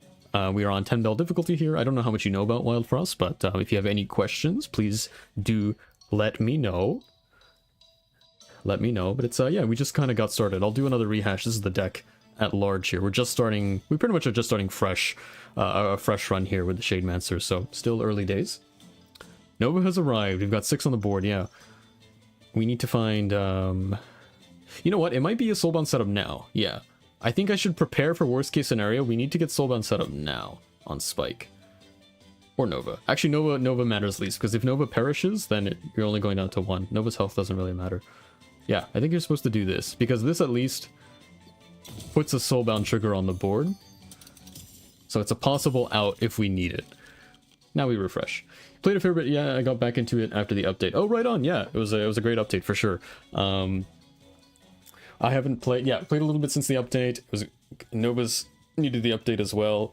And I know since then there's been a lot of mod support for this game, which is awesome to see. That's one thing I haven't really dabbled into. There's like Hollow Knight mods, Pokemon mods, all this really cool stuff. But I know it's very unintuitive.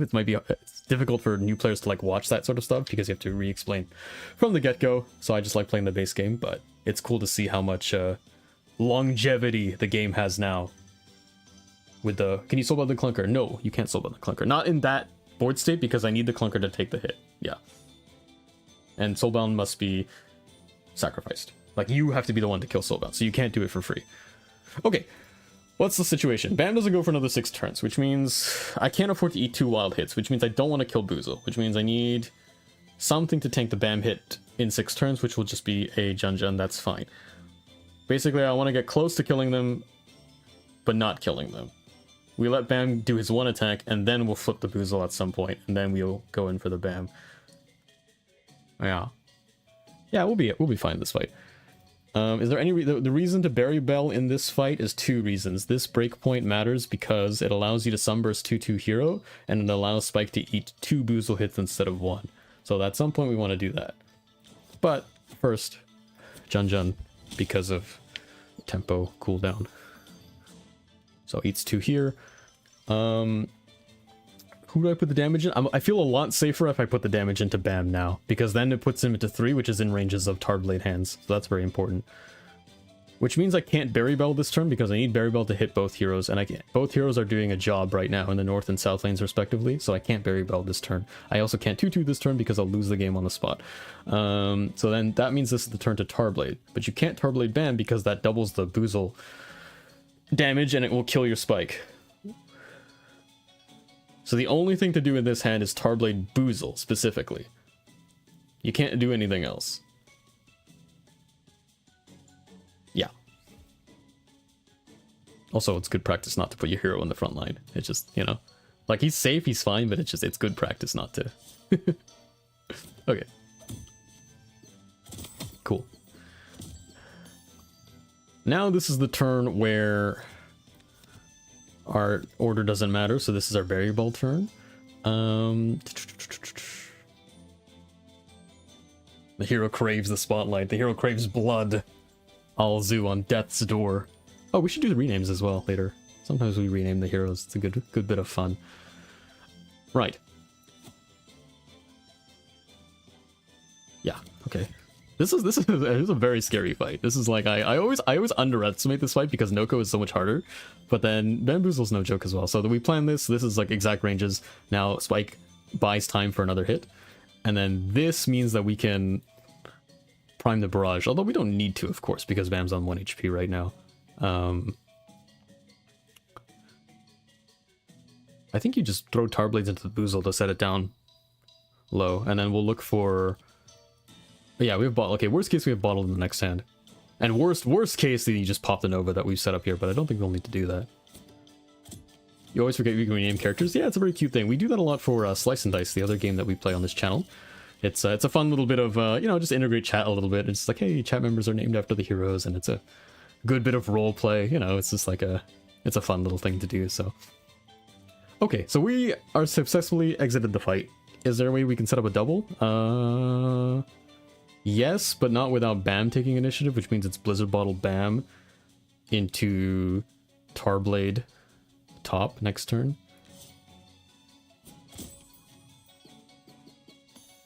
Yeah.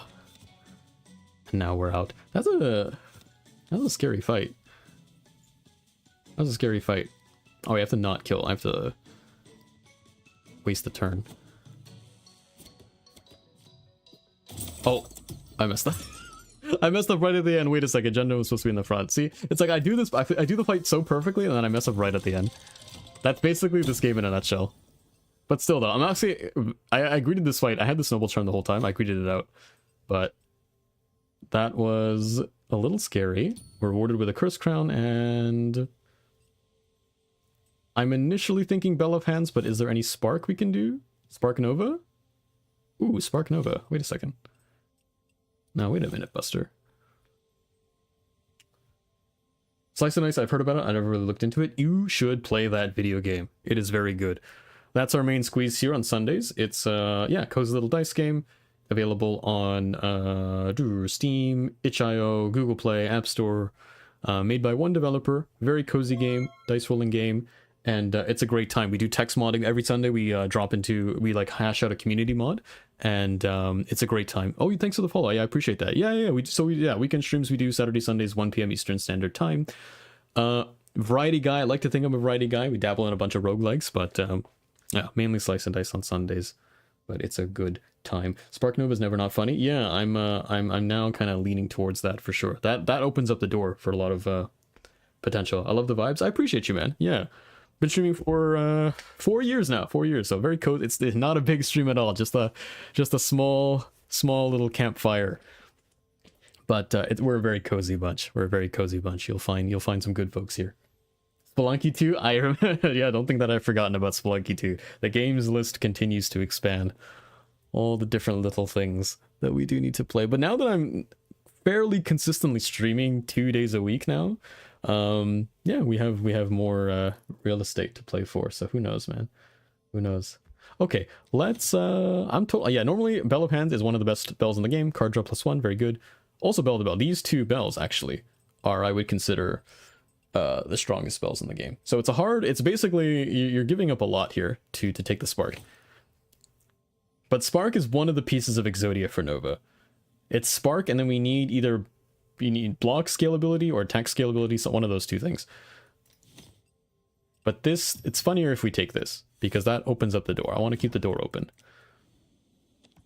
It's often a better streaming experience. When things become too big, the interactive part of it kind of gets lost in the crowd. 100%, yeah.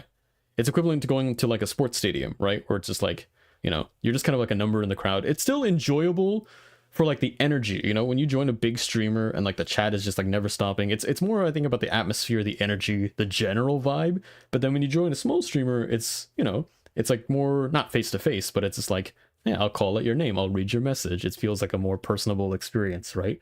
Like I know everybody who comes in my door here, I know them by name, I know generally a little bit about them, right? The kind of games that they're into, sometimes the language they speak. Like it's nice to be able to just like look someone in the eye figuratively and be like, hey, it's you, you know, good to have you back, and keep that. So yeah, hopefully I don't lose sight of that.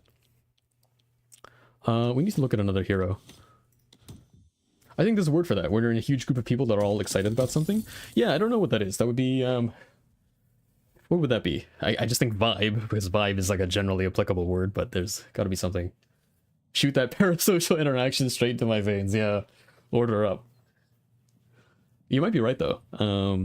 We're big on words on this channel, by the way. We every day or every week at least, we have like a Google sheet that we plug new words into. So we have a little classroom seminar at the start of the stream where we learn some new words. We'll put it up in a second. This is one of the best units in the game. Just to give you some Wild Frost knowledge, this is one of the best units in the game. When you sacrifice this thing, it summons this little guy. It's a 4/4, and then it goes up to a 6/6, then an 8/8, and finally a 10/10. Bodies on bodies. It plays into because you don't need sacrifice cards to make this card good. It's just a very, very solid value engine. It has a lot of just a lot of points on the board. But it's also a sacrifice enabler as well if you want it. Ironically, it plays really well with Munch, but of course we can only take one unit here. So, and it's a burb, yeah. So bonus points for being A_burb. So, Chiki's very good. Chiki is very good. He's also a great soulbound target. It's a perfect soulbound target because you're getting a lot of tempo, right? Like you're soulbounding Chiki, and then Chiki is also leveling up. Snowcake is one of the best cards in the game. Full stop.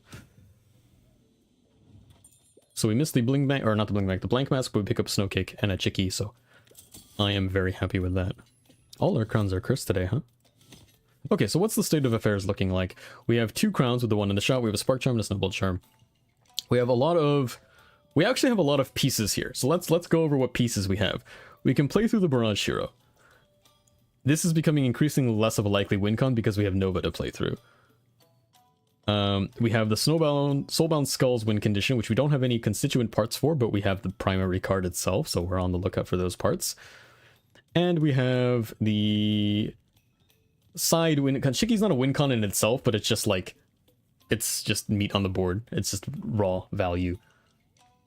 Curse Crown for Bling Bank for money scaling. Yeah, that's another thing. So Bling Bank you want to get down early. It doesn't take the negative effect of Curse Crown, and also it works functionally as a sacrifice target if you needed to. It's a very greedy thing to do to Curse Crown your Bling Bank, but the earlier you can do it, the better. It depends on how comfortable you are at this stage in the game, but duplicate the broken vase to gold it. I've thought about that. Yeah, can you Shademancer this thing? Not Shademancer. What is it called? Shade Sculptor. The part. Crown on Cheeky. Yes, exactly. That's exactly the line. You crown Cheeky because you eat the 1/1 here, the negative, but then it doesn't matter because you're always sacrificing Cheeky, 100%. So 1 crown will be going on Cheeky no matter what, for sure. It's important to talk about it before you do it because for those of you who don't know, when you put a Curse Crown on something, you cannot remove it. Regular crowns you can't remove, which I was kind of surprised. Not many people know about this. You can move this. So just so people are aware. Makes them easier to sack? Exactly, yeah. It's hand states of only 1 Tarblade.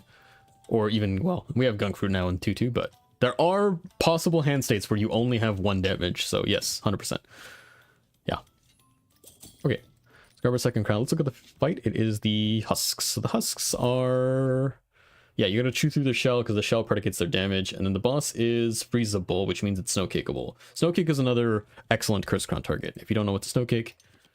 Or if you don't know what the Curse Crown, you can throw it on Snowcake. You'll almost always get good turn 1 value with Snowcake. Okay, so this is happening no matter what. Basically, the big question is, how much do you want to commit onto Nova here? I really don't want to commit there's odds for Chuckle Charm still. It's important to recognize what charms are still in the pool. Chuckle Charm is still a potential out. Chuckle Charm means that it's the one charm in the game where if you put it on a hero, it means that that hero, or card rather, can have infinite charms, right? But we picked up the Spark Charm specifically for Nova, and I think there's no other real use for it, so that's always happening. It's a little too early to go all on Nova, I agree. Yeah, I kind of regret, if there's one regret I have in the run, it's that I don't know if I should have picked up the Snowball Charm, because, not that I would have known, but I missed a blank mask because I picked this up in the shop. I knew that this would be good. I had Nova at the time. I knew this will always be good later, but it's, yeah, I don't know how much I want to commit to it now. But that's why I'm not Chris crowning Nova 2, because also, yeah, the damage, we don't want to lose the damage, and I don't know how much I'm going to play into it. So this crown probably is going to go on Snowcake. Unfortunately, I have to go. Farewell, Rune. Thanks for the stream. Listen, man, I really appreciate you being here. Thank you so much for dropping by. I hope you have a great day. And if you can tune in tomorrow, we're doing Slice and Dice tomorrow, so would love to see you there. If not, I'll see you next week. Snow Charm with Barrage isn't bad? Yeah. Yeah. No, this will always be good. I'm just like, I'm very greedy, and I'm like, how long can I greed this out? And, but I think because I picked up, we got a big power spike just now with the Chicky and the Snowcake, so I'm less incentivized to throw this. Also, this upcoming fight shouldn't be too hard. I'm just thinking for this next fight specifically, I don't think I want Chris Crown on Snowcake because I want to save it for Bolgo, whatever that guy's name is. Bolgo? Bolgo. Then again, I have to commit at least one. You know what? I'm doing this and I'm going to call it because I'm always going to want to do this anyway. I don't know if I'm always going to want to do this, and I think this is strong enough to go into the next fight. Act 2 is always dangerous, lots of different gimmicks. Yeah, I always underestimate this, stretch of terrain.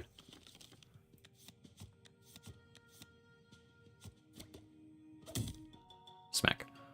What am I freezing? Probably the Conqueror. Yeah, this is a battle charmed pecan. Pecan? Do you say pecan or pecan? Pecan? Sure, sounds good. Actually, this 6 damage kinda... What am I doing about the 6 damage? 5 HP. I'm going, if I only need one freeze, and I'll kill it in one go, but the Shell Witch is going first. Do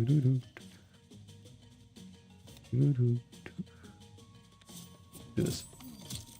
I don't usually crown my Snowcake. I usually try to save it until I find something I really don't want to deal with. That's fair. I can see arguments to not crown Snowcake, because crowning Snowcake means you have to use it turn 1, and there are board states where you don't really, like, I would have liked to save this for the boss. I just know it because it's always something that's never... I'm never unhappy crowning Snowcake. I'm not losing anything with the -1 HP, obviously. And I know for the Frost Gang final fight, I will want it crowned anyway. So that's my argument, but I can see reasons not to do it as well. Okay. You can soulbound Chicky now, but I don't think so. Retard Blade now. Basically, how am I dealing with this in time? My heroes don't go fast enough to deal with this 3, and I don't have 3 in hand, basically. So these guys are getting 2, and this 2 shell puts this guy out of ranges, which means I have to deal with this hit. I have to deal with it no matter what, because it is the same counter. I can Sunburst. Probably it's Sunburst Hero right now. Yeah, it's definitely Sunburst Hero. But if I'm Sunburst Hero, I don't need to do that now, which means I can Bling back first, then Sunburst to pick up the extra money. And then Conquers on Ice infinitely, so we don't have to worry about him. Yeah, looks good.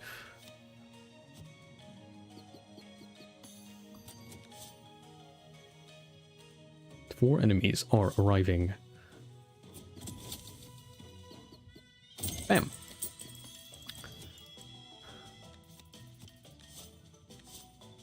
Usually it's good to let Chicky attack first and then sacrifice, but this 1 damage means so little that I don't particularly care for it. Although, I mean, it's free anyway because I think I'm just playing Berry Bell this turn, which means... Oh, actually, there's a situation where you don't Berry Bell Chicky because it makes it harder to sacrifice. You can get your 1 in, and you can do this. Yeah.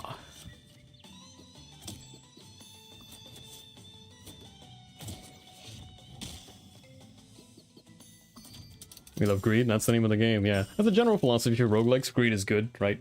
You want to greed early because you want to limit test, right? See how much you can get away with. Greed early helps you late, right? And then you'll lose run. You will lose video games playing this way, but then the idea is that you will understand what the limits are of the game, how much you can get away with, and then it makes your long-term gameplay a lot more comfortable because you've tested early, you understand what you can get away with, and yeah.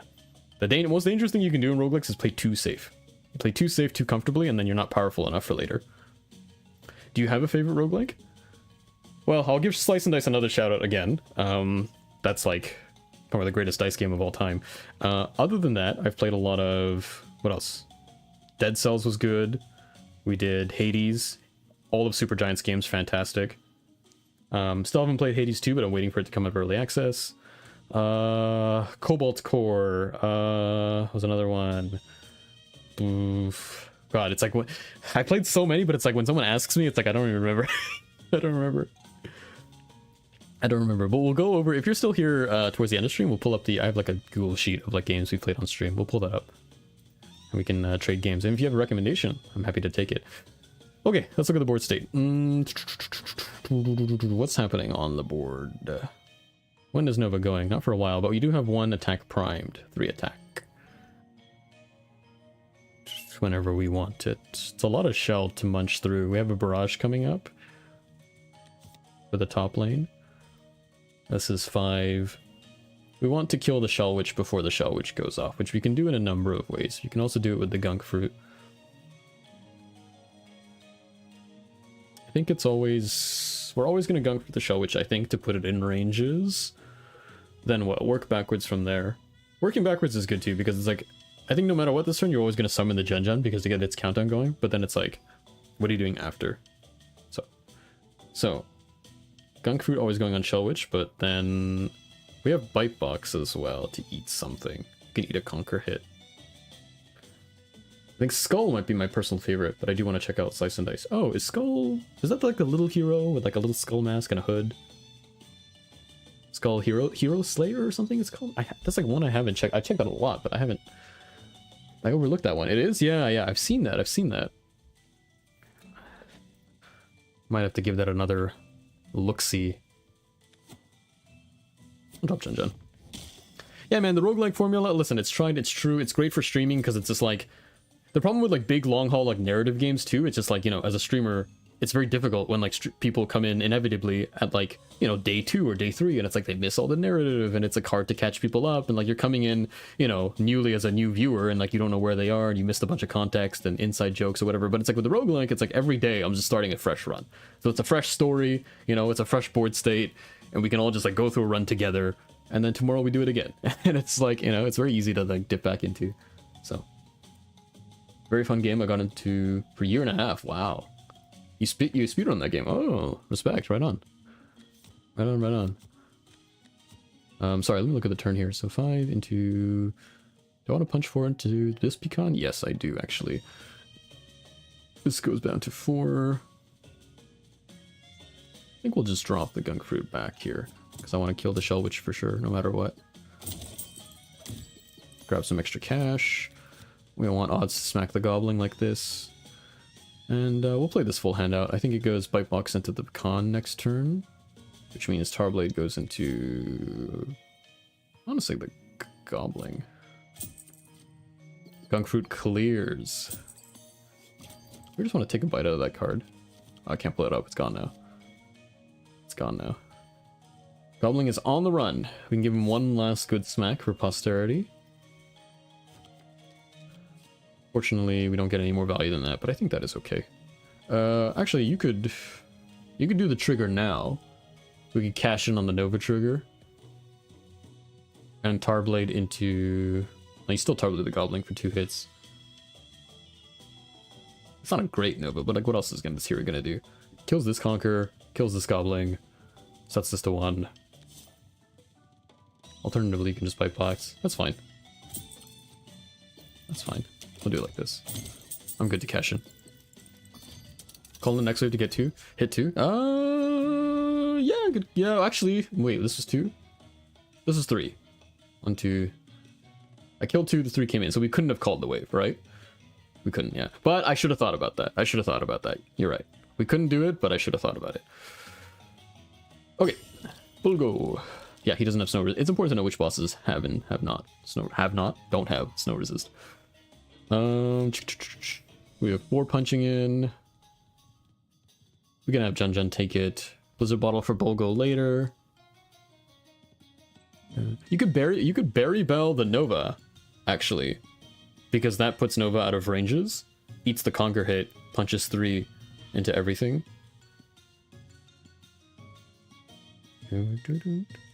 That's a cool use of Berry Bell. That's the most value Berry Bell's gonna get, actually. You should Berry Bell to Jun Jun as well. So I'm looking at this, basically. Oh, I almost killed my Nova. It's Shell. It does 6 damage. Never mind, I'm stupid. This is why it helps to talk out loud. It's like in chess where it's like you find the best line, and then you have to talk to yourself and be like, why is it not the best line? Because you'll always find something. I know, yeah, I can eat this hit no matter what. I'm just trying to be, like, efficient about it. No matter what, I can just eat this hit. It's not a problem. I was just seeing if I could squeeze out value. And you can't do this because Conquer eats 6. Yeah. I could just Sunburst 2/2 Hero now. Otherwise, Jun Jun just tanks it, yeah. I think I'm happy with this.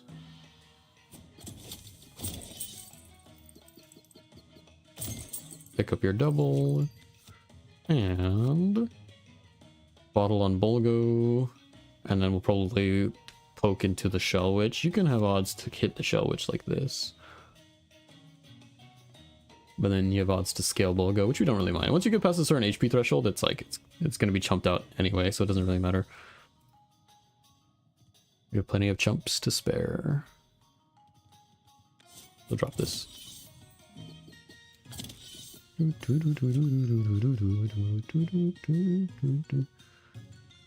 Jun into Tarblade. If I ever want a Berry Bell, probably not. Probably not. Oh, supposed to kill that thing. That's okay. Barrage, that's fine. To 4, and then we... Yeah, I messed up the order. That's okay. That is okay. Nova's going again. This attack doesn't matter. Ow. I love how Volgo gets bigger and bigger. I wish more bosses did that. I wish he scaled infinitely. Like, he just continues to get larger and larger, like a Yuki Snowball. It's a good bite box, I think. Well, how am I doing with this Bolgo hit? Actually, bite box is good into Bolgo, for sure. For sure. You can just catch in your Jun Jun. It's fine. Doesn't matter so much. Just trade hits. Swap this back. Pick this. Do this. Ciao. Bite box value. I want to kill my Chicky, but he's about to attack. Oh, we're out. I can do math. Art style is incredible. It's very, very cute. Yeah, I love the art style in this game. Something I've praised a lot in my guide video. Just like, it's very cozy. It's very comfy. It's like, it warms my heart. It's very cozy. I love it. Good fight. Let's look at the treasure before we see. Let's take a look. Skull, Dip, and Zoomlin Nest. We have Dip for Nova Hero Scale Wall off of Dip. And that's it. Double Dip. Problem with investing into Dip is, it's one more thing that I have to set up early, and I'm committed to setting up stuff for Soulbound later, but it does make sense. It does make sense for the options that we have. Unfortunately, it doesn't work on Chicky. But it makes sense. The problem is you can't Molten Dip after the Spark. The Spark goes off for... Actually, wait, you can Molten Dip in hand, right? Hold on. No, you can't. Certain buffs you can apply in hand. Molten Dip you can't. They have to be on the field. Yeah.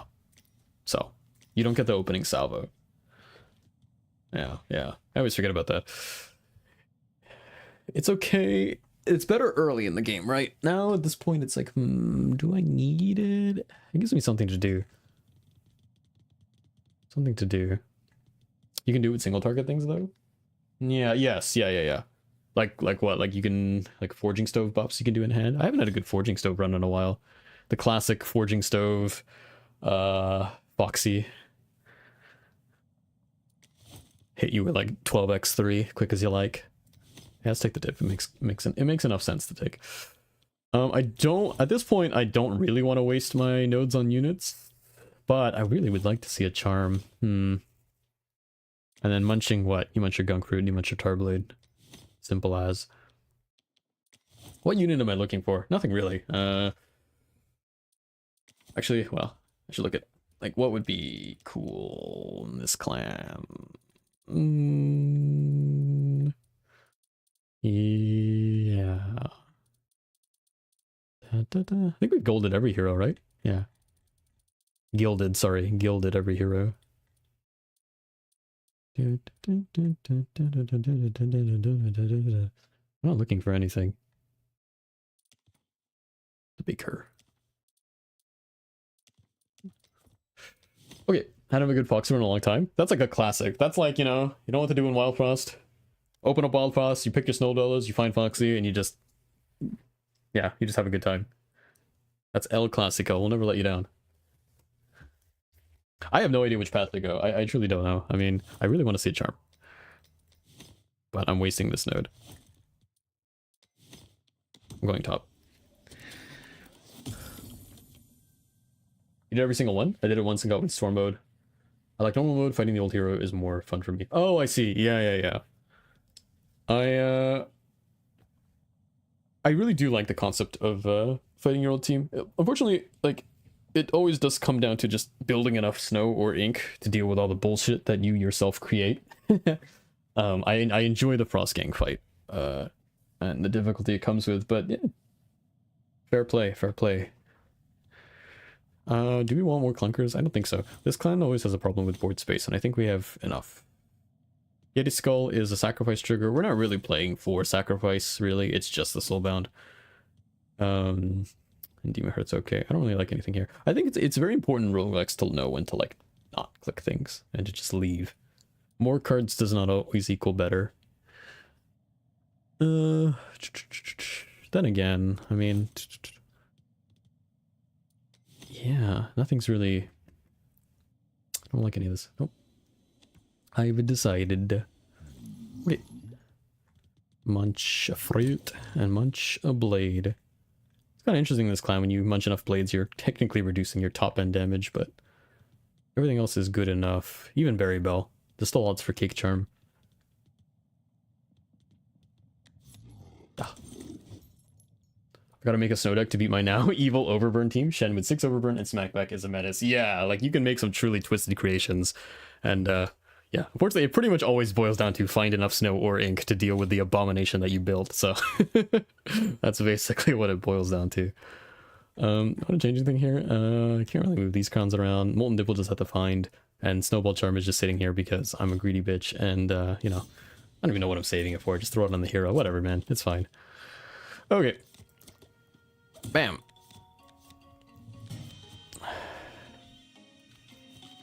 Okay, you freeze the Grumble or the Bigfoot. The Grumble has lots of little attacks over 2 cooldown. The Bigfoot is a big barrage, but he takes 4 turns to go. Can you kill the Bigfoot before he goes? Reliably, is the question. No. You can find Bite Box. Move everybody up and he Bite Boxes himself. And you clean him up later. Or... that's it. But then how are we dealing with the Grumble? What are we better at dealing with? I think my personal favorite style of build would be the Shell. I love the Shell heroes. They're very fun to scale up. Oh yeah, Chompom. Yeah. Chompom and Colonel, like peanut butter jelly.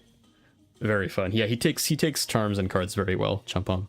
And like he's just crazy tanky to boot, of course, right? So you're just scaling up offense and defense at the same time. Yeah, very, very strong hero, for sure. For sure. They nerfed him? Yeah, well, they nerfed him by like, I don't know, like 1 attack or 1. I know they nerfed him, yeah, I don't remember what they did, but it's like, he's still very strong, let's be real. He's still very strong. I have no idea what the fuck to Snowcake here. It's just... okay. Finder dip. Ding, ding, ding, ding. You need to start putting damage in the top lane with a Sunburst 2/2 hero. But before that, do I want to do anything else? Probably get a Molten Dip out. I just have to eat these 2s, unfortunately. Well, I have Spike in hand.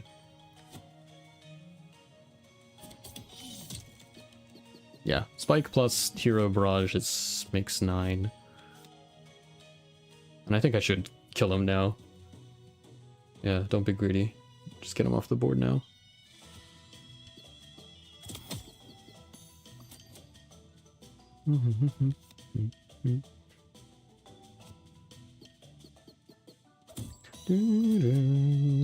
Now this is a position where I think I can call the bell. And punch damage to whatever this is. I don't remember what it was. I just remember that it happened and it's enough. Yeah, it's just the fact that they dared to touch him. Like they made their intentions known. So, yeah. They drew the line in the sand. They showed us what they were about.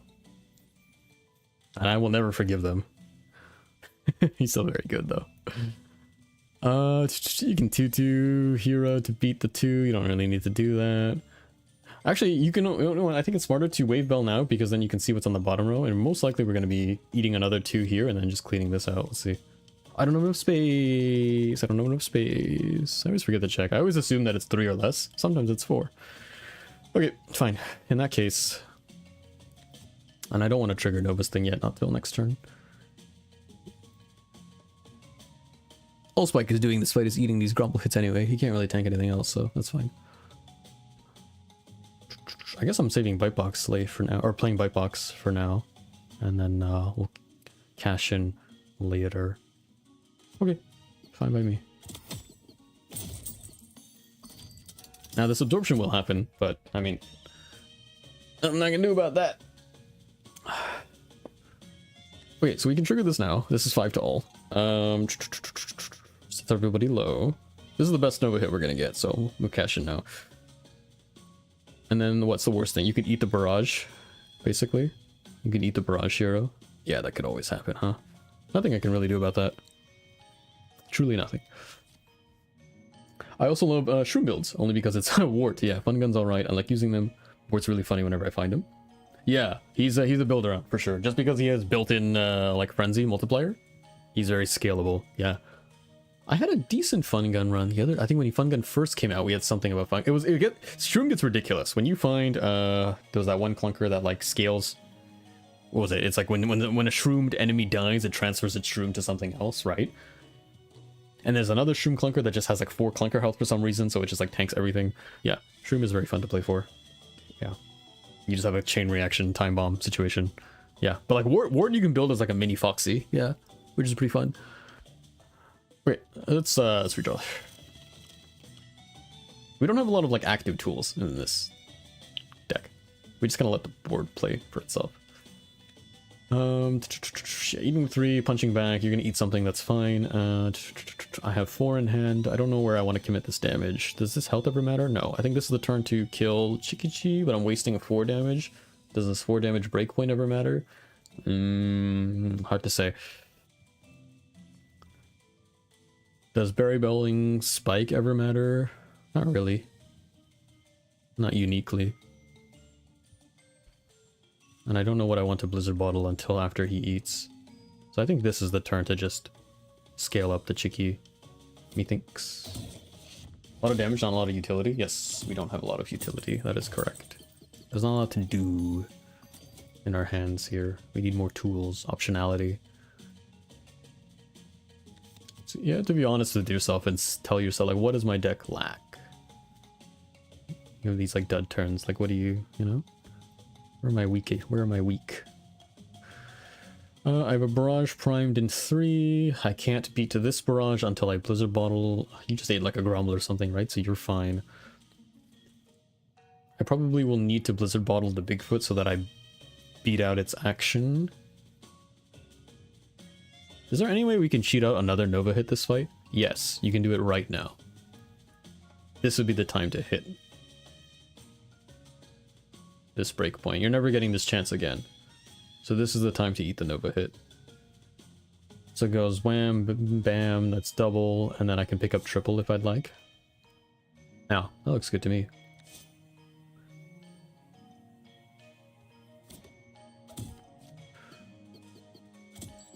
Yeah, that's like... Oh,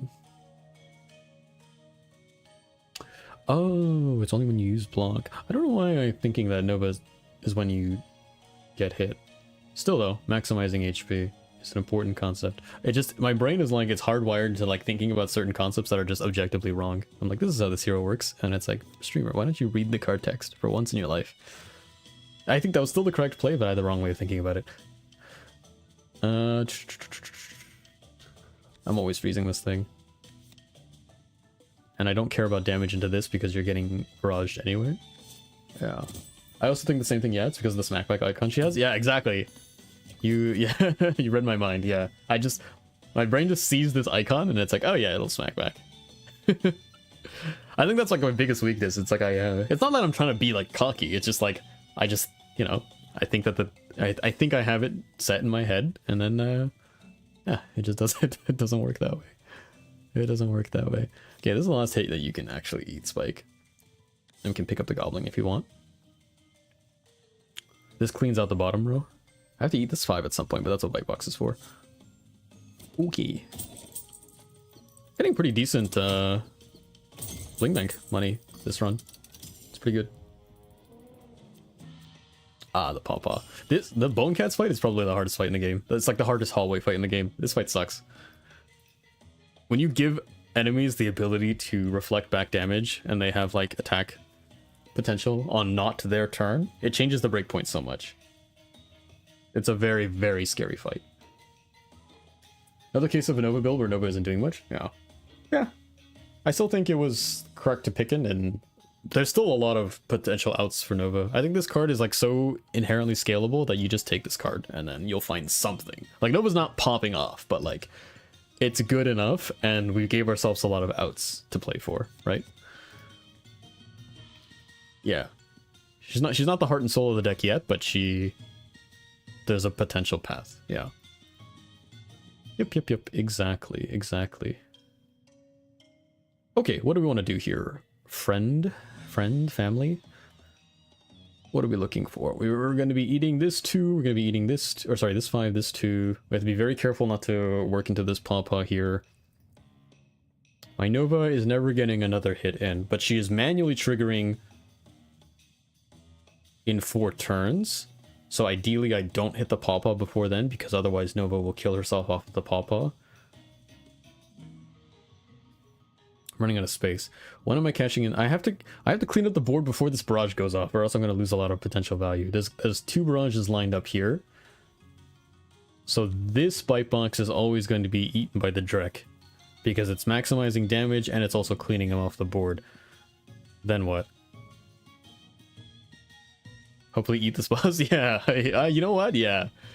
We could just keep the Drek alive. Have you ever had a situation where the Drek eats the Goblin? Drek eats the Goblin and you just like smack the Drek like a piñata over and over. Very funny concept. Oh god, okay. What am I doing? I want to sacrifice my Chicky, but I can't. Soulbound is too early. It's kind of a dud turn, huh? But I'm not doing anything. I need to freeze something. I'm pretty sure I'm freezing the backline Bigfoot. I'm pretty sure that's the move. I can't deal with 2 barrages on the same turn. I need to disconnect the timers as well. I'm pretty sure this has to happen. This gets eaten. This gets born to here. I don't want to hit the Pawpaw. Taking 2. Who's eating this 2? It's got to be Hero. Or no, it can be Chicky for free. No, it can't because this. Right. And plus you're going to smack into the Pawpaw. So 2 reasons why you can't be there. This has to happen. So Hero has to eat this 2. Soulbound on Burb? Yeah, I think eventually we will Soulbound on Burb, but not presently. I need to scale up this Burb more.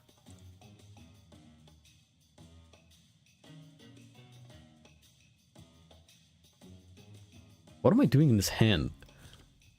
God, I'm not even fishing for anything good. Like, this deck doesn't do anything in its hand. Okay. 2... I'm playing through Barrage again. I'm basically fishing for Sunburst. And keeping my hero's health high enough to Sunburst probably 2 more times this fight is the idea. And next hand I sacrifice Chicky to get it to flip to 6/6. Is the idea. So that's... Junjun can be next turn after the bite box goes. Then again, I don't want to summon too many anything because I'm eating this barrage. This barrage is going to rinse me. So I can't really summon anything. Something will have to be sacrificed at some point.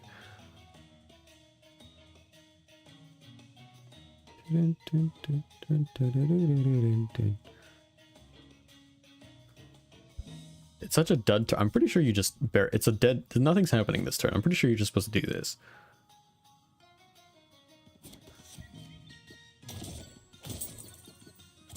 Oh my god, they ate the barrage. Okay, that's good and bad. The problem is we're worse at dealing with localized health. That's the bad news.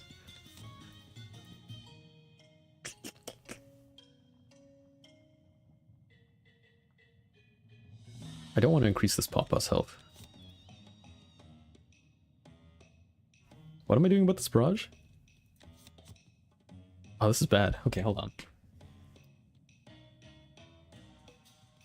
You would just recall Nova. Hold on, does Nova get the block back? She doesn't, right? No. Blunky gets the block back. Because Blunky gets block on deployment.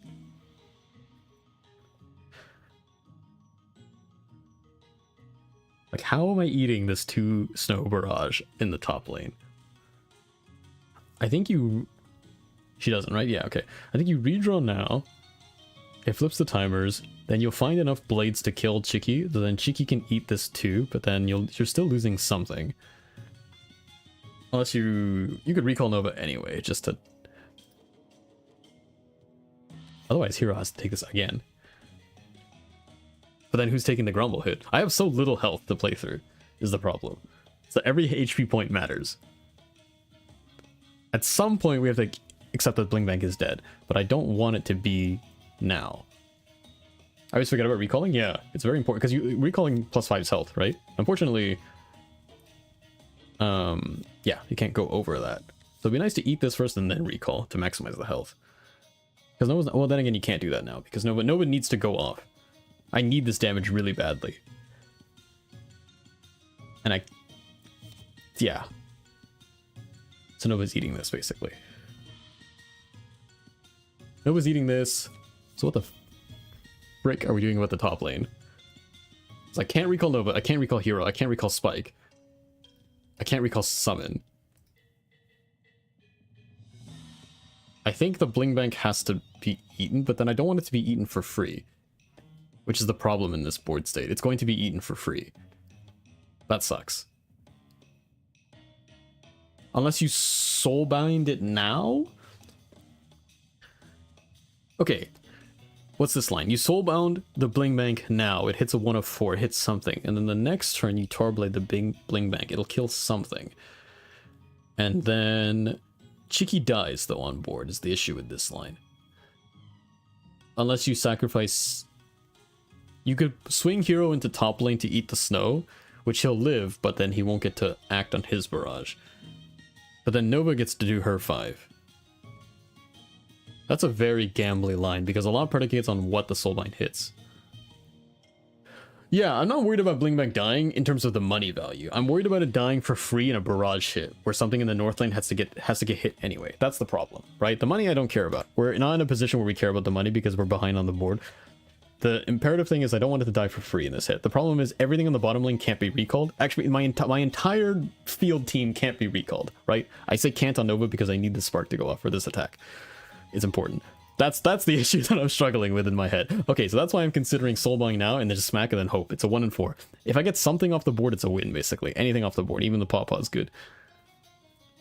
But it means Hero has to chill and take a backseat. But I think I have to be okay with that.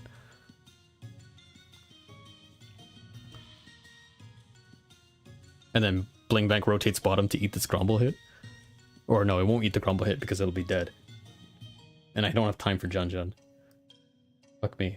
Unless it's Jun now? Is it... It's Jun now to eat the Pawpaw hit. Wow, that's a tough turn. That's a really tough turn. Soulbind now. Because these are going off on the same time. That's the problem. So I know. A lot depends. I think I have to soulbound now and then see what happens on the board state. It goes off when you replace her, so when she activates, we could recall her. Yes, we could. Yeah, we could. But I'd rather not. Okay, let's do this and let's see, because I think there's too many questions now. Okay, we hit the Papa. That's probably the worst thing it could have hit. It's still fine, but it's definitely the worst thing it could have hit. Okay, now. The board state is the... I'm missing one blade.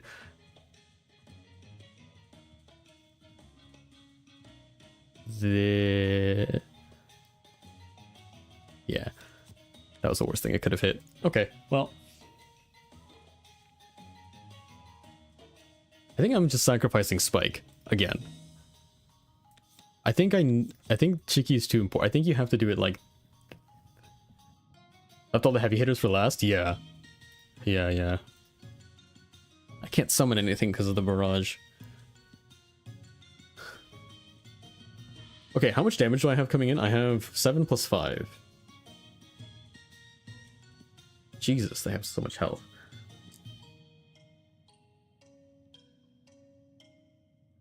This will kill us? It will kill us, huh?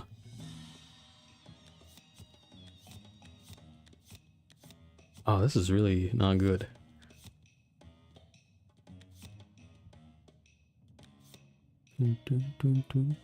I needed another blade in hand. Okay, let's work backwards. Bling is dead. No matter what, Bling is dead, of course. There's nothing... The problem is I'm losing something else.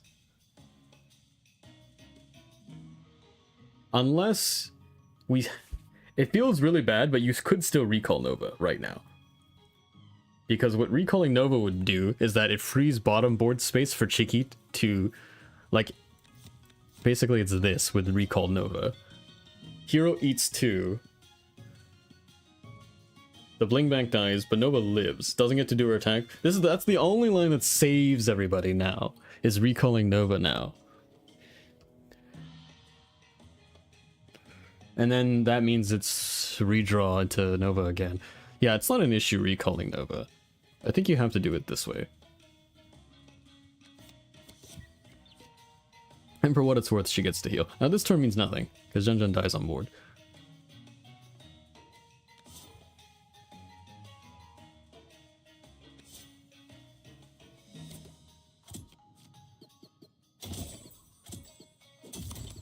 Right. She's not here. That's okay. I have 4 damage lined up. I have 3 blades in hand to kill Cheeky. I have a 10 and a 5 coming in. I have Sunburst 2-2 in hand now. Sunburst 2-2 in hand now would kill Hero because I would take 2 smack back. I think we I think we lose. I don't think we have enough health to chew through this fight, but we'll see. We'll see.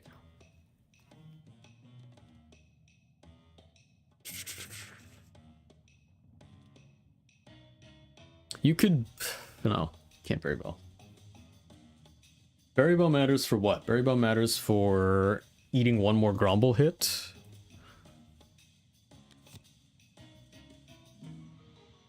Pray Soulbound hits? Basically, yeah. It's...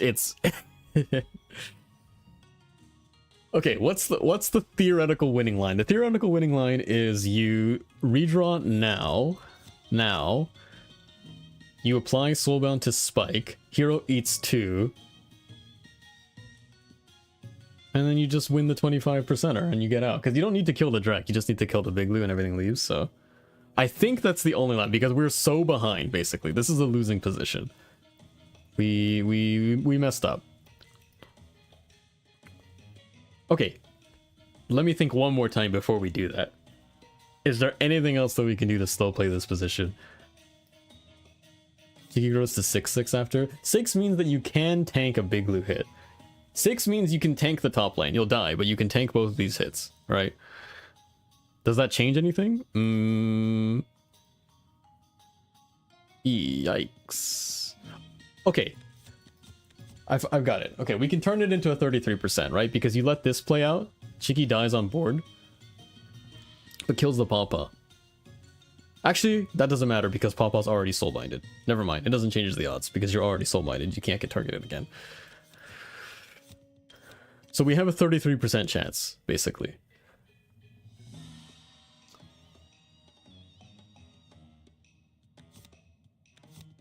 God, we have fallen very far. This sucks. This really sucks. Ah, shit. Well, that sucks. Yeah. Unfortunate that it came to this. But what are you gonna do? You're gonna eat one into... God. I have to do it like this. Eat one, you die, 2 into hero, and then you just hit the 33%er. Yeah, seems good, man. We lost. Fuck. Well, GG. Damn. Damn. I think we messed up. Well, okay. I greeted a snowball charm for sure. Other than that, maybe Nova was a bait. I don't know when you can pick Nova. I gave up Bell of the Bell or Bell of Hands for that. And we also missed a blank mask. Okay, yeah, I know where I messed up. I messed up early in the run. I messed up early in the run taking Snowball Charm. Snowball Charm's not good enough to pay that much money before the first shop. That's where I messed up, basically. If I had blank mask in this fight, it'd be fine. It'd be 100% fine. You can make a double Nova, you can make a double hero. We should have taken Zoomlin Mask. You're right. You are 100% right. Yeah. There's no winning line. It's too much health, unfortunately. That's okay. I am okay with that. First game back in many months. It's gonna take a minute for me to get my bearings again.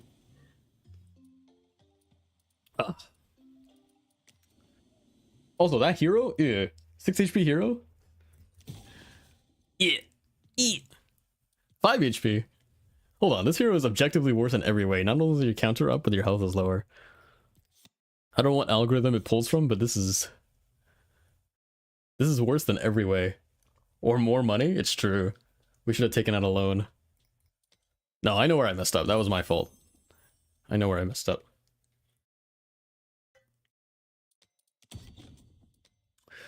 Increasingly, I begin to think that this starting clan is like the strongest clan. The problem with Shademancers is that like this is my favorite clan thematically, of course, but it's very gimmicky. Like you get shown Soulbound Skulls and then you feel compelled to play through Soulbound Skulls. Otherwise, it's like you play through Monch, and Monch is also very scary and gimmicky, and he works, but it's like there's a lot of like just you know, walking around mines, playing around Monch, and then Sacrifice is okay.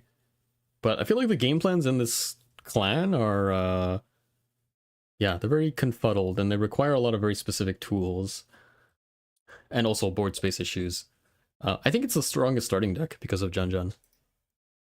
But the more I play this game, the more I think that Stone Dwellers is just...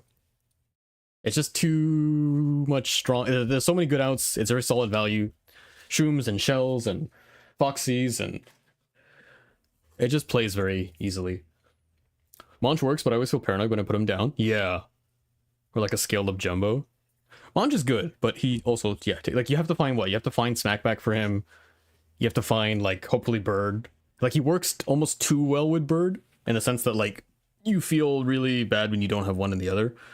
Yeah, you need to find Smackback, you need to find, like, some sort of, like, you need a multiplier, you need some kind of multiplier.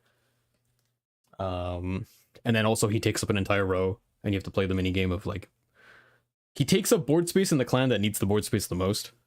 And even then, Munch isn't even guaranteed when conditioned. So I want them to add more clans. I think there's some cool things they could make. Yeah, I feel like there's some concepts that are missing. Let's hold on. Let's go bring it back to main for a second. We'll play more, but let me chill for a bit. Oh, well, I'll show you the games list that we have. 1 second. We'll get some music going for a bit. 1 second there, friend. Okay.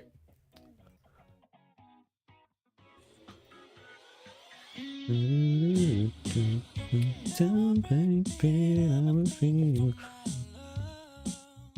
by the way, book of words. I don't remember. You were bringing up a word about like getting lost in a crowd, or like getting lost in the energy of a crowd. I feel like there's a word for it. I know the word sonder, which is like not this. Ah, fuck. The realization that everyone has a story. It's like, yeah, the profound feeling of realizing that everyone has a life as complex as you. Like, you're not the main character in the story. Like, realizing that, like, you know, it's not just you and a bunch of NPCs. Like, everyone is the main character, and they all have, like, joys and sorrows and hopes and dreams and problems. It's like a sense of, like, scale of, like, whoa, my god. The world is so complex. Anyway. Hold on, let me drink some water. Cool. I think Beastmaster sort of vibe would be cool. It's a ton of weird animals. I always imagine a clan of like that, how to use the animals. Dude, you're like right up my alley. I love like Beastmaster, Summoner, contraption things in games. Yeah, like Shady Masters kind of has, I mean, they have summons. Yeah, they have summons, but I'm a huge fan of any game that does Beastmastery well. Borderlands 3 did it pretty well with Flack. A little dog that you could kind of control, like familiars and things like that. I want proper, not a proper discard deck. You kind of have some kind of discard synergy package with Clunk Masters and junk, but it's not what I'm looking for. Oh, there's Grifflands too. How can I forget about Grifflands? I think it's good. This game had a lot of very cool deck concepts. I think that I can be somebody different when I'm not. That I'm feeling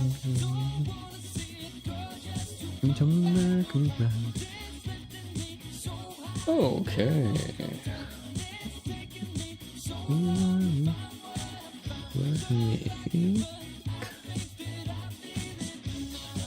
What did I do? Because I don't have enough time to do a run, but I don't want to stop streaming right now.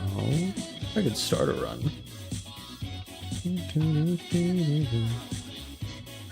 I do like summoners, but in like a D&D sort of setting, I'm always the barbarian guy or the warlock, very opposites on the spectrum. Oh, right on. Yeah.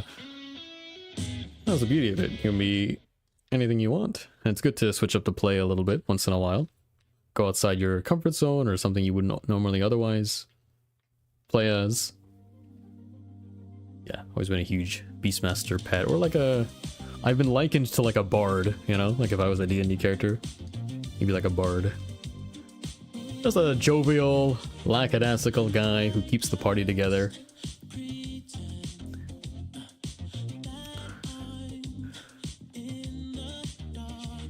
And love making characters. The roleplay part of it is by far my favorite thing about it. Yeah, right on. We have quite a few people in the server that play D&D. Yeah, I never got into it myself. I know a lot of people who are into it. The furthest I've got was like making character, but yeah, I feel like, I mean, if you're into D&D, you're into a lot of like auxiliary things that are like D&D, and I play like games instead, video games. But yeah, I'm glad that these days a lot of people are into stuff like that. Used to be like a weird niche kind of hobby, but now like everybody's into stuff like that, which is cool. It's cool. There's endless possibilities. I just started a run. I'm not gonna finish this run, but I want to do something while I yap. And this here is pretty good. Let's just switch the scene.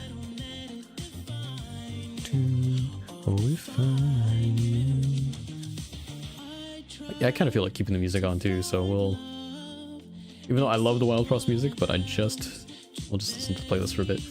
I had a character that was a mage, but didn't actually know any magic. They just throw glowy dust in the air and shoot people with a crossbow. That's sick. I love that. I like, yeah, like hybrid type situations. Yeah.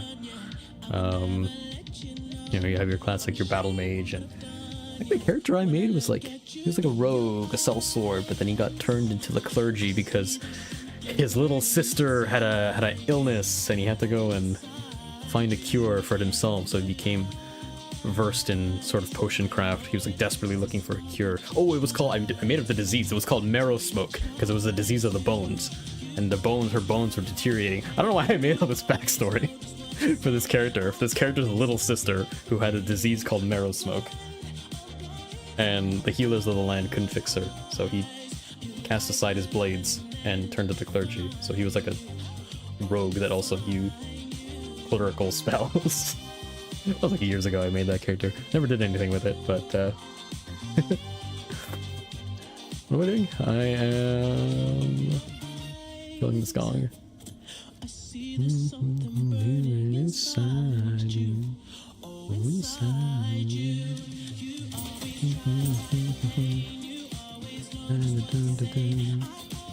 I like the gimmick characters. I always find they throw an interesting twist at the party. Yeah, man, it's like, listen, there's nothing wrong with being just a standard warrior, John warrior, but it's like you have an infinite blank canvas that you can do anything you want to, so why not have a little fun with it?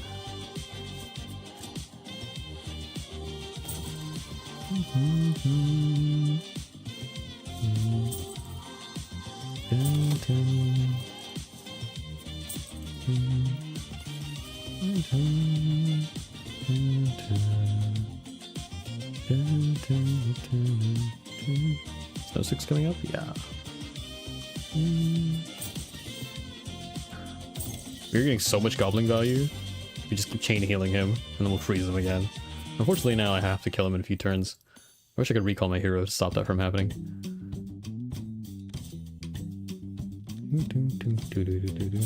Oh! Hazy, Alf, Millie. Hello! Welcome aboard.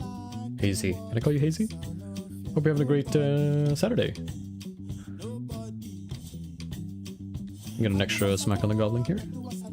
Decent money for this fight. It's no penguin fight, but hey, it is okay. I once been an alchemist. Didn't really have flasks for each potion. You just had a huge cauldron, so all the poison effects are mixed together. I like the idea of an alchemist that's like not at all clinical or patient, and you're just like, fuck it, I'll just chuck all this stuff in a pot and you're gonna drink it whether you like it or not. Like, what are you gonna do? He's the closest thing to a team healer, so it's like you can't, you know? I'm Hazy. I was playing Wild Frost earlier this morning as well. Oh, right on. Welcome aboard. Happy to have you here. Yeah, it's a great, cute little game. I used to play a lot of this game, but fallen out a couple months. We were busy with other roguelikes and stuff. But yeah, this is literally my first day playing in several months, so I'm a little rusty for sure. But yeah, running 10 builds here. That's the list. And we're not going to take a chance to finish the run today, but you know, just wanted to get a run going while we're chatting. So. Welcome. We're just chatting about D&D characters conceptually.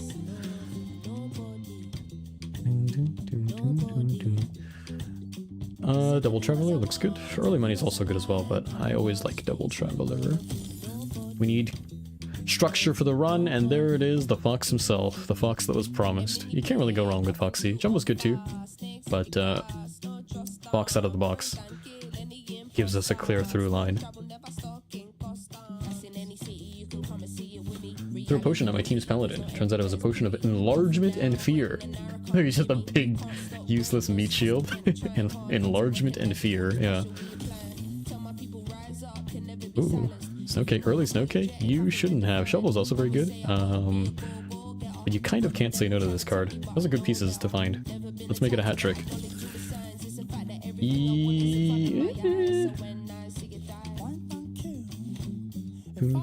Colonel's okay.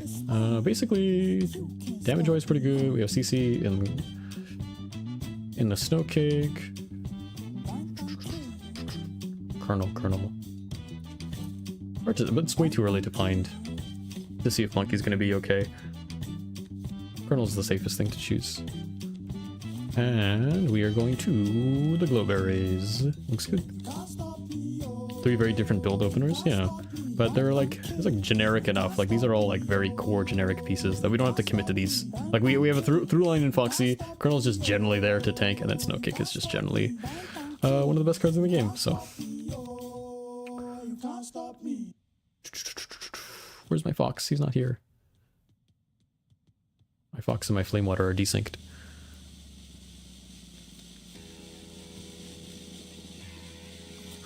How am I eating the 6? Probably Woodhead.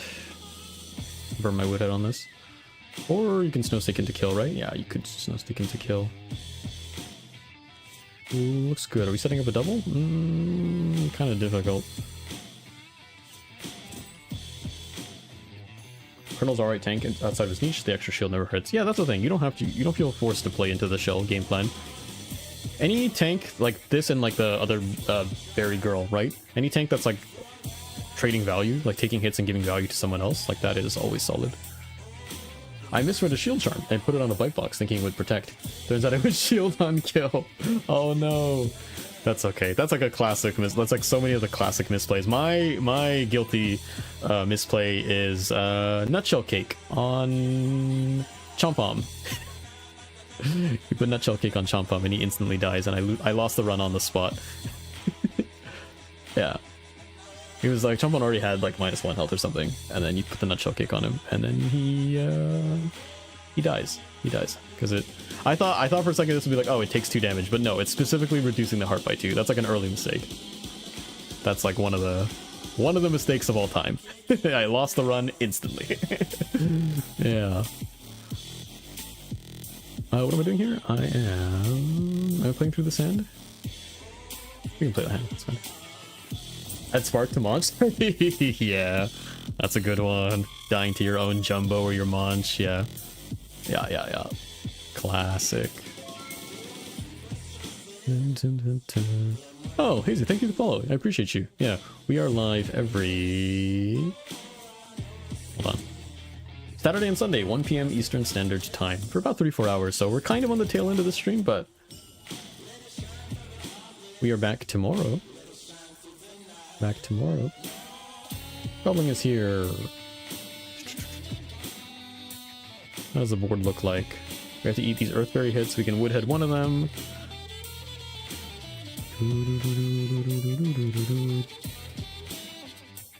I have my 2 coming in soon. That's before this berry hit, so probably we can smack this berry. That's 1 kill. Get Foxy down first.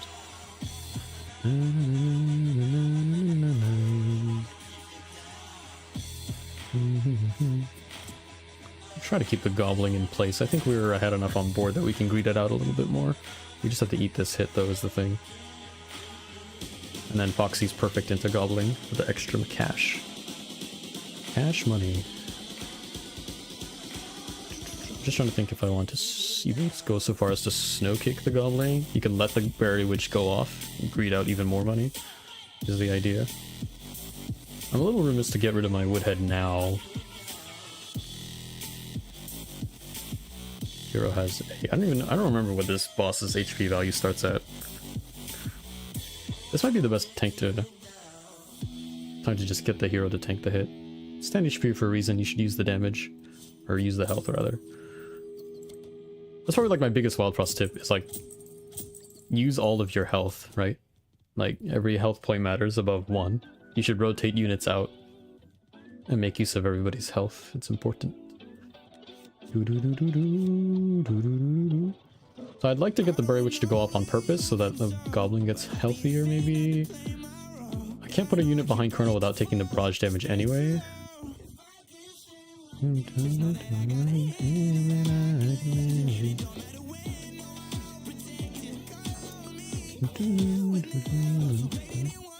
Trying to see what I want here.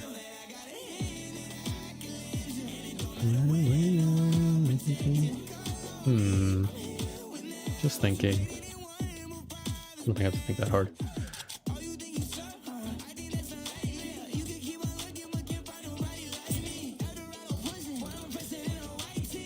It was 15. So I saved the Woodhead. I will redraw, not play Snow Kick. Find it again. kill this Earthberry probably, and then what? Snow Kick. I want to just greet as many Snow Sticks as I can into the Gobbling. We have the Glowberry's not going to do anything for 10 turns, basically. Aw, we are okay.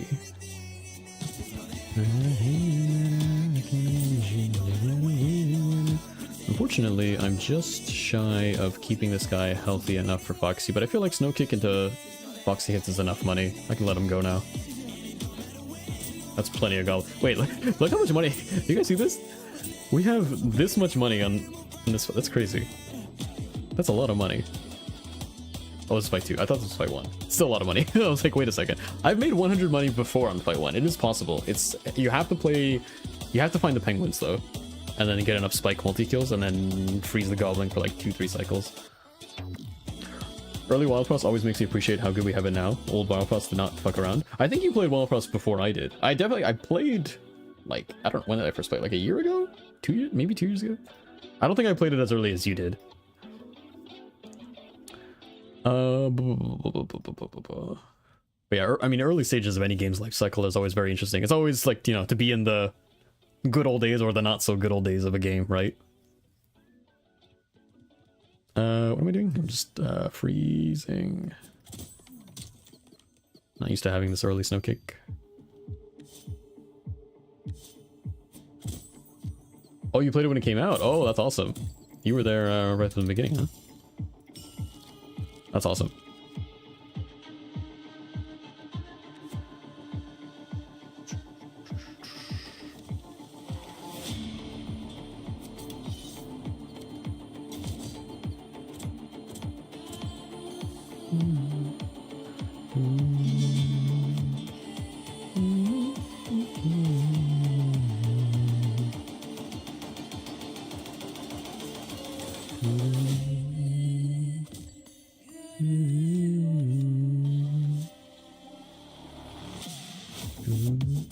Nice.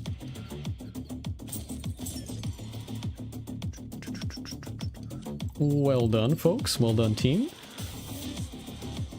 169. Very good. It's Boozle again. Round 2.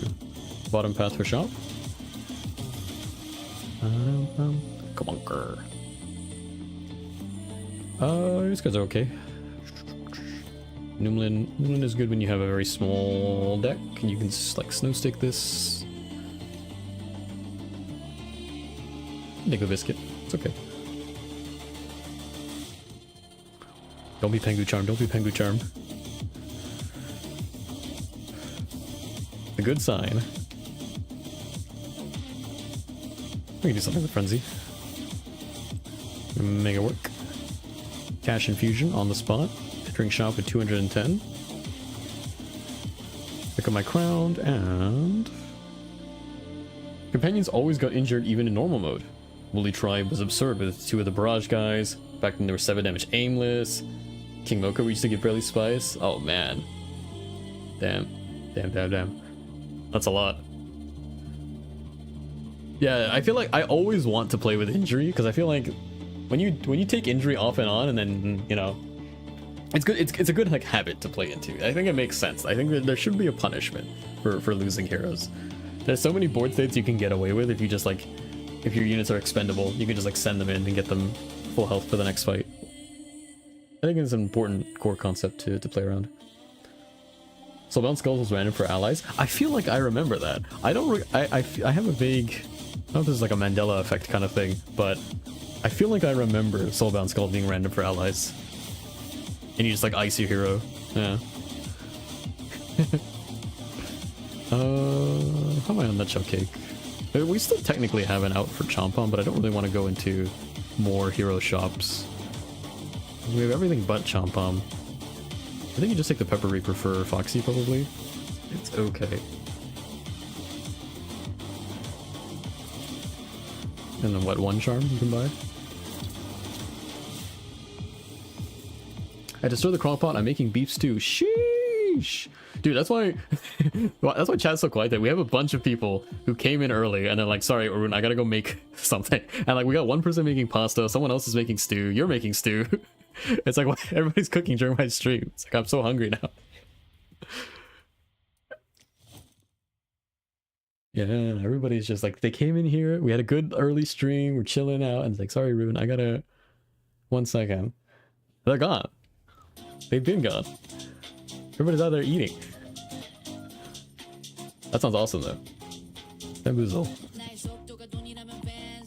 You can always critical Snowcake, and then we'll crown it later. For this fight, though... We can crown Foxy in case we have Flame Water, Pepper Reaper. And then, what? Frenzy Charm onto... It's okay on Reaper. It's kind of excessive.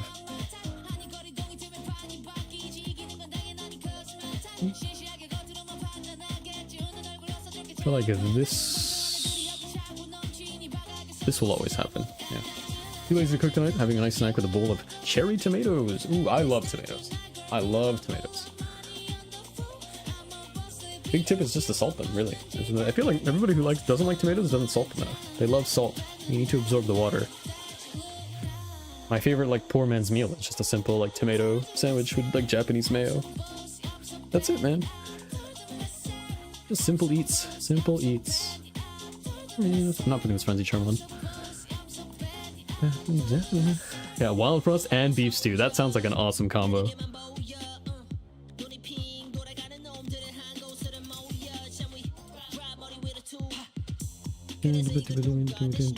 Okay, another snowball. Can't get this critical. I can Noomlin my Pepper Reaper if I'd like. What's my plan for Winterworm? Always ask yourself what's the plan for Winterworm. Probably just a Woodhead hit. And we're playing this whole hand through. I'd like to save Snowcake for the flip, ideally, so then I don't have to deal with Bam. That'd be ideal. Which means this hand is these 4 cards. Which means I can play this. We can trade health into Foxy. It's aimless, but it's 50-50. Chemical reason as to why people don't like raw tomato. I could believe that, yeah. Is it just like, is it like how on like pineapples, there's like the thing that like kind of eats at your lip?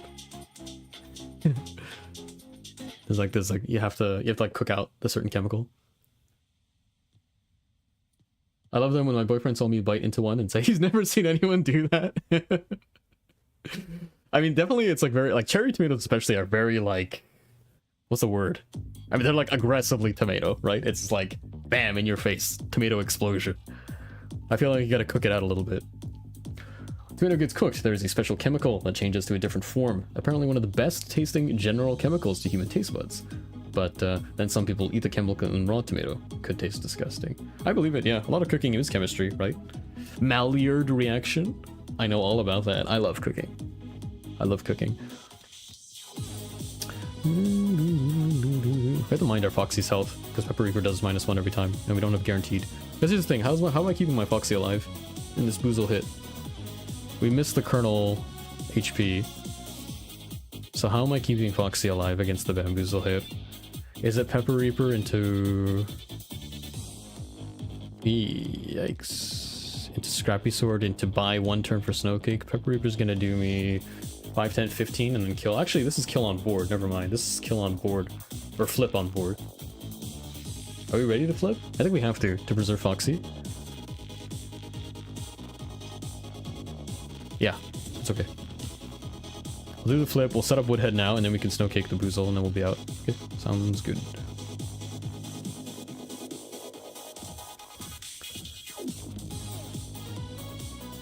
Is that how you're spelling cilantro? Is this an act of defiance or an act of God? Is that... why are we spelling it like that? I'm scared. I'm scared.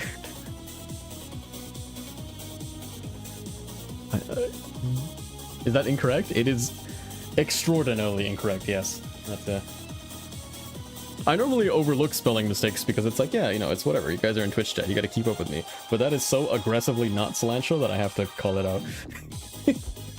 It is cilantro, yeah, with a C. Yeah. I don't blame you. I don't blame you. Yeah, yeah. It's just very funny. Don't get me wrong, I misspell things constantly, so I am no one to talk. English is a very yucky language, it can be.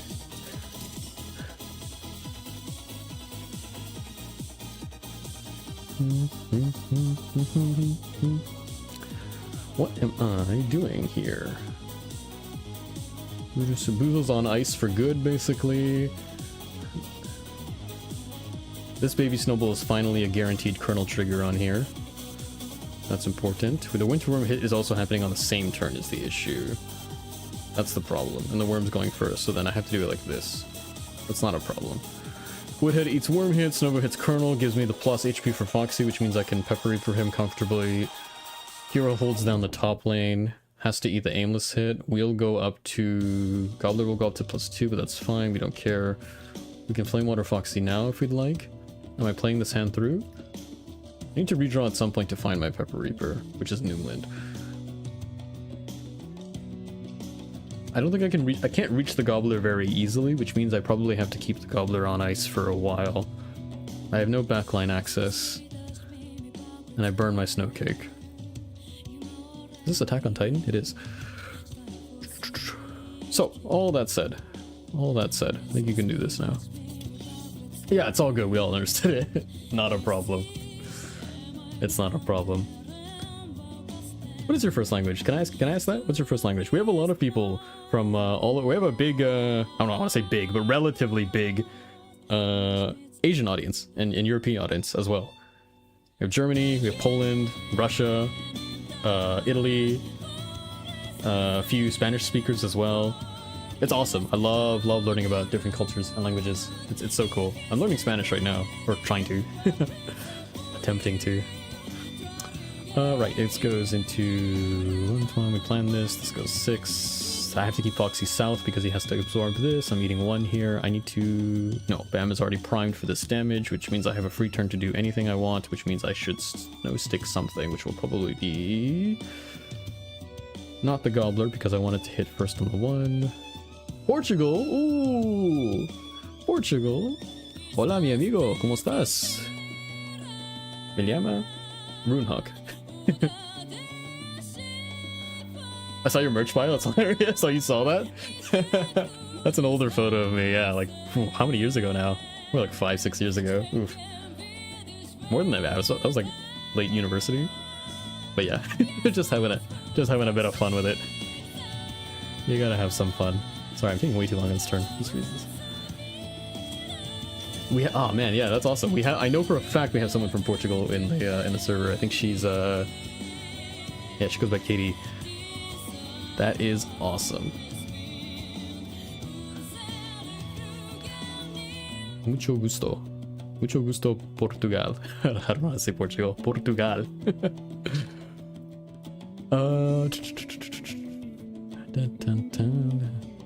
think I'm pretty much forced to play this hand through. Pretty close? Okay, yeah. I feel like it's a phonetic enough where I can kind of like make it up. It might not, it's not gonna be 100%, but...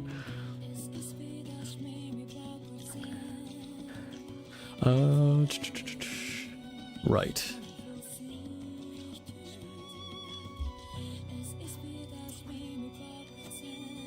I think we can just Sunrod now and just accelerate the kill onto Bam.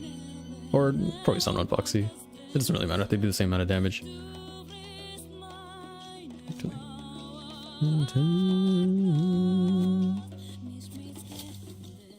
It's less fancy Spanish? Yeah, I believe it.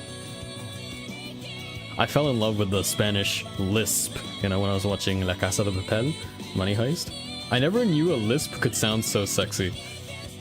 And then I realized that's how they do it, right? It's intelligence, inteligencia, right? English versus Mexican Spanish versus Spain Spanish.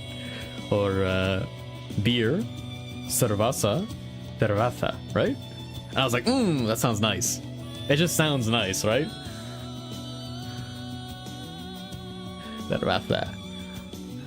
And I was like, damn, that's...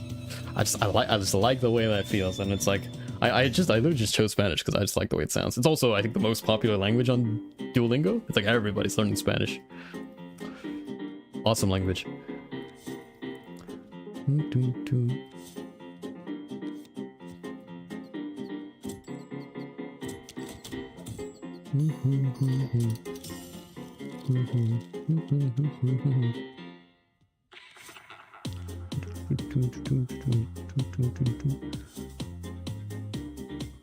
We can do the flip now. It's fine. I didn't mean to do that. I'm 2 for 2 in killing Spike by accident. I'm like reading chat and I'm listening to this music and I'm looking at my OBS and trying to play this video game. This is not a game where like you can be distracted. This is like all eyes on deck. But it's okay. 6, 12, 18. This will chew through the top ranks. We can just clean out here, pick up a triple. Pick up a quad actually. I am totally cool to just get out of here. Our accent's apparently classified as a mix between Russian, Spanish, and duck. Russian, Spanish, and duck. Hell yeah. Chuckle. It's cursing on hands, probably. When healed, max HP also increases. No.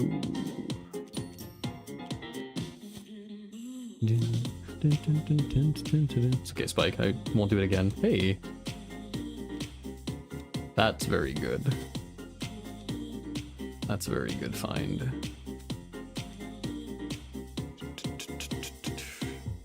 What can we find in Traveler in this clan? Blank Mask and the clunker that gives you barrage. Gotcha Pomper. Right. Those are the main pieces you're looking for. Both are always good. I did not mean Dutch, literal duck, yeah. We were just talking about Dutch earlier in the stream. Why were we talking about Dutch? Right, we were doing words and we're looking up some philosopher. He was Dutch. I don't remember. That feels like a lifetime ago. It was just a couple hours ago. Gorp! Gorp. Gorp, Gorp, Gorp. You were here for Gorp? Oh my god, you were here for Gorp. Blue Red, mature. Gorpism. That's right, I remember now. It's all coming back to me.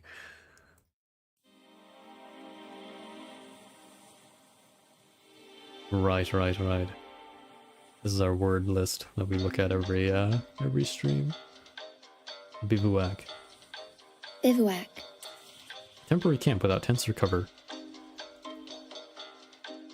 I wasn't there for that one. I was scanning the stream. I was like, what's happening? That's my favorite thing. It's like when people like look at the stream and they just see me, like I'm streaming Wild Frost, and then they'll tune into the stream and I'm just like, I'm just like, you know, I'm knee deep into the wiki on Goropism. I'm like, what is this? No. We do a little opening banter. Basically the first like 30 minutes of a stream I don't play the video game. We'll just like learn words, we'll talk about stuff. It's nice to have a little bit of banter, you know? It's very strange. Yeah. That's always the best part. It's a good spreadsheet? It is a cute spreadsheet, yes. I like spreadsheets. This is the Book of Words. We have this in the... I just opened Photoshop. Oh my god, I just opened Photoshop by accident. Why is this next to my Discord? Okay. And this in the Discord. Oh my...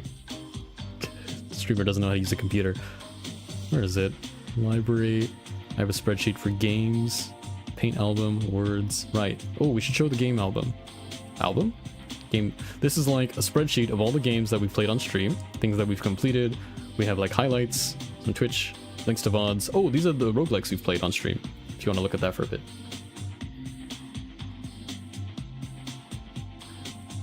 It's cute. It's like, it's more for me than for other people. Like, I don't expect most people to like look at these things. This is just like, I like having it listed for posterity, and then if you would like to, you can look at this yourself in the Discord. Oh yeah, Slay the Spire, obviously, I forgot to mention that. Risk of Rain, Classic, FTL, yeah. There's a lot of them. It's just hard for me to bring them up when someone asks me point blank on stream, but yeah, stuff we've played, stuff we've put on hold, unplayed. This is like, people in the community recommend me stuff to play, and it's like a running gag. It's like, yeah, you'll never get through these games, but you know. We're excited for Slay the Spire 2? Yes, ma'am. Yes, indeed. They released the reveal trailer way too early. I'm just sitting here twiddling my thumbs. But it looks great. Yeah. It's gonna be 2. Bro, it's gonna be Slay the Spire 2. Sorry, spoiler alert. Spoiler alert. I'm sorry, I'm not gonna show you the trailer just in case you don't want to watch the trailer, because I know some people don't like that, but I'll just show you this. Yeah. It looks good. It looks very good. We have a spooky, scary skeleton class. Show me if you want. Oh, okay, yeah, because I know I always like have to be careful because some people don't want to watch trailers, but well, I'll link it for you because I just closed the tab, but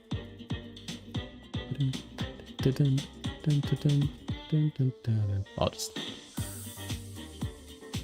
I mean, you know. Oh yeah, this guy. We got the bones. We got the bones. Balatro? Everyone recommends me Balatro. That's a game where, weirdly, I'm kind of not as keen on because it's like a. I'm not keen on roguelikes that are like, how do I say this? It's like it's built off of like an existing board game, right? Like it's poker based. I know it's like not really anything like poker. It's so different, but it's like I would rather just play poker, I think. I enjoy like combat based roguelikes basically and solving the problems they're in. So I don't know, it's like a weird little like I know it's a very good game. I know people love Balatro and I know it's a very good game. It's just not for me personally, but yeah. This shit kept me sane during work. Looks insane. Yeah. This year, coming soon, TM eventually. Haven't played it yet. Too hooked on Wild Frost. It's cool to see there's still a fairly active Wild Frost community. I have to go and link my own or my most on my YouTube. My most viewed video by far is a Wild Frost guide. I barely have any Wild Frost videos on the channel. But in this just shot, I have a beginner's guide to Wild Frost, which if you guys want to check it out at some point. But yeah, it's still today I just get comments and people are like, hey, thanks for the video. And I feel bad because it's like I barely have any Wild Frost content. That's why I feel like today I have to like catch up. I owe it to the people to give them Wild Frost. Because they've spoken.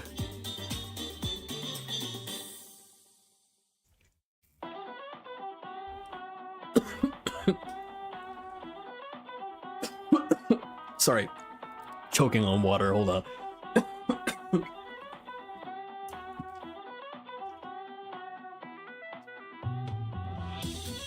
Jesus.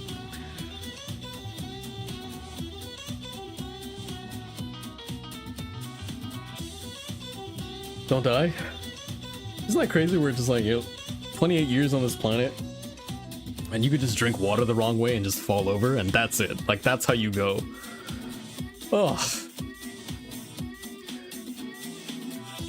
it's like what? Honestly, like it's like once a week I'm on the verge of death by like something inane. Like I'll drink water the wrong way. I'll like stub my toe, and I'll lean back in my chair too far, and I'll be like, "This is it. That's it. I'm done." Chompy, Wild Frost video is how I found your channel. Right on. Thank you so much, friend.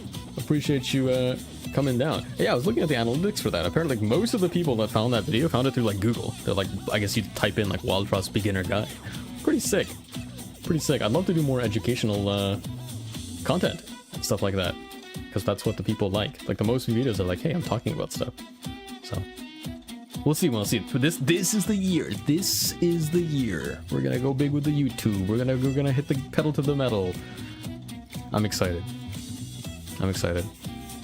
I gotta ride the wave of momentum. You know, you burn out for a little bit, but then you bounce back, and it's like, you get excited and you start doing things. It's fun. I like doing this stuff. It's good. It's I don't make any money off of this. This is just like, I love doing it. So yeah, welcome to the channel, Chompy. Main fear for living alone? I could just choke on a chip and die. Honestly, dude, it's just like, you know, we always not romanticize death, but we think about, you know, maybe you thought about it like how would I like to go out, or what will happen, you know? But it will probably, you know, be the most inane thing. You'll slip in the bathtub one day and that's it, lights out. It happens. I'm sorry to say, but it just, you know, that's just, yeah, life is we are so fragile. Yeah, exactly. We are a durable, complex machine. We're very resilient as a species, but also we're just a bag of jelly, man. That's it. we're the bone mech piloting a bag of jelly, and one wrong turn. Financially too, most people are just one paycheck, like one injury away, you know, living check to check, and that's just life. And then you're one bad injury and suddenly, you know. So I guess the moral is to take something away is just take care of yourself. Really, don't skimp out on the little things. Hydrate, floss, you know, go outside for God's sake once in a while. Just a walk, even just a walk around the block. You'll feel better, I promise. Crumble at a moment's notice. Yeah. God. Oh, we're playing Wild Frost and now we're talking about the transience of life. This is what I mean. We're gonna just... Sometimes I'll just stop playing the video game. Like, imagine someone comes into the stream right now and it's just like, streamer, What? Video game? Hello? What are we talking about?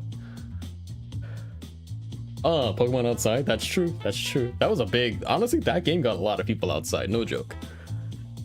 No joke. We need to have ARGs for like every single game. I need like ARG Wild Frost now. Go... I mean, ARG Wild Frost, that's just Canada, bro. Let's just go outside. There's literally snow outside. You got Wild Frost outside your door. Done.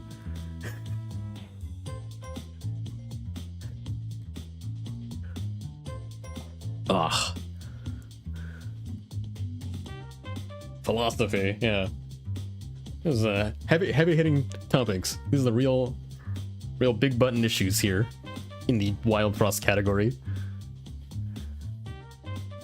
Venture into the Arctic, retrieve a naked gnome from a hunk of ice. Yeah. We all heard about pulling Excalibur from the stone, but what about retrieving a naked gnome from a block of ice? Has anyone done a story on that? Can we get the rights to that? I'll direct it. Someone else has to star in it. One of you guys, but I'll direct it. Okay. I guess we could fucking play the video game.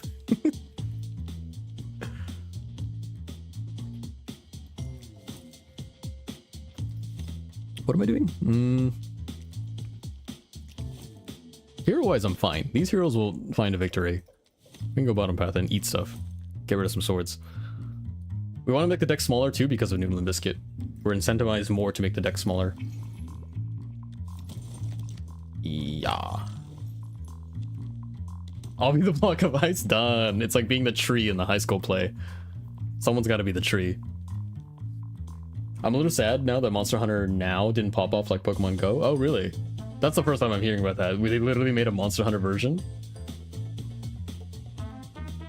Did I take Pigberry Juice for junk? Pigberry Juice is so good, but I feel like I can't. We still have odds for the Shelled card. It is free, though. I'm back to the deck size I was pre-Munch. If we had Pinkberry Juice that last run, it would have been a sweep. Like any sort of HP crease that wasn't a naked Berry Bell. It's either Pinkberry Juice or Bust. Is Pinkberry Juice good enough to take junk? Is Pinkberry Juice good enough to take junk? Hero HP is 8. Colonel. I'm not gonna do it, but it's close. It's close.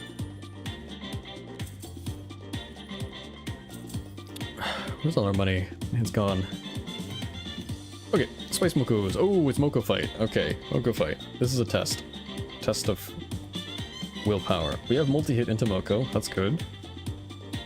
And that's it. Moko's snow resist, right? I always forget. Oh god, I went back to menu. I'm sorry. I meant to go into... I need to get better about actually looking at the glossary and... What size are you? What size are you? Oh, here. Ah, you do. Okay. I gotta go. I have something to do right now. Probably won't be back in time, but it was lovely meeting you. I'll definitely pop in next time. Have a fun stream. Hey, Mac, really nice meeting you. Honestly, it was a real pleasure chatting Wild Frost with you. Really happy to have met you. If you're here tomorrow, we will be live. It won't be Wild Frost, but I'd be happy to show you some Slice and Dice. For sure. It's a great time. We got like the text modders coming in. We're like showcasing like community mod work. It's a great time. Otherwise, next week. Nice meeting you, Mac. Cheers. What is the broken vase? Oh, what is the broken vase? Good question. I will answer that. I'm guessing, yeah, so you probably haven't played 10 bell difficulty. But basically, sorry, let me go back into the shop. Try the Discord. Thanks, Soul. Right, I forgot. I was like, didn't I buy the vase? No, it's because I went back to menu, so it didn't save my shop purchases. I was like, where's my vase? Okay, sorry, vase explanation. On 10 bell difficulty, you have a job to do. The job is to find both pieces of the vase. You'll always find it because it's glowing on the overworld. That'll usually be one at a shop and one somewhere else. It's two pieces that you have to put together. The two pieces are what's necessary to complete the final fight, or to unlock the final fight, basically. So right now, it's a dud card. It doesn't do anything right now, it takes up a spot. Once you find the second piece, you assemble it into the vase, and it does something. It's a special effect that I won't spoil now, but we'll explain it when I get it. And it's a usable card, and it will allow you to go into the final fight. Be sort of a true ending. You need to have 10 bells to unlock the final fight, basically. These are various negative parameters that you can change out, but as long as you have 10, that unlocks the sort of true ending route where you can find the this is the this glowing icon. That's why the shop is glowing. The shop is glowing to tell you that there's a vase piece here. So at some point later in the run, we will find another glowing node to find the second vase piece. Yeah? Hopefully that made sense. Okay, crowns. Going into Spice Mokos. What are we crowning? Probably the bird and snow cake. Any questions? None. None whatsoever. Gotcha, I was playing Xbox on my boyfriend's account. I started to stream this morning. Oh, so this is like, it's like your first time playing basically, or you're new? That's awesome. That's awesome. Glad you picked it up. It's a beautiful game, really. It's a beautiful game. You can really have a lot of fun with it. I think Cheeky is very safe to crown. And by the way, Curse Crown, it reduces attack and heart by 1 if possible, but by putting it on Cheeky, you're not going to get -1 health, and we don't care about this attack parameter because we're always sacrificing it. This is the safest thing to Curse Crown, but I'm also thinking this is also taking advantage of Curse Crown. It's reducing the attack of this. It means you don't hit your unit for 1 anymore. This also works really well on cards like Shellbow. It's the cards that give you an effect, but at the downside of hitting your unit, Curse Crown means that you don't hit your unit anymore, or you reduce the damage. So, I beat the snow run on Xbox, but Steam thinks I'm new. Oh, okay, gotcha. You were playing on a different device. I see.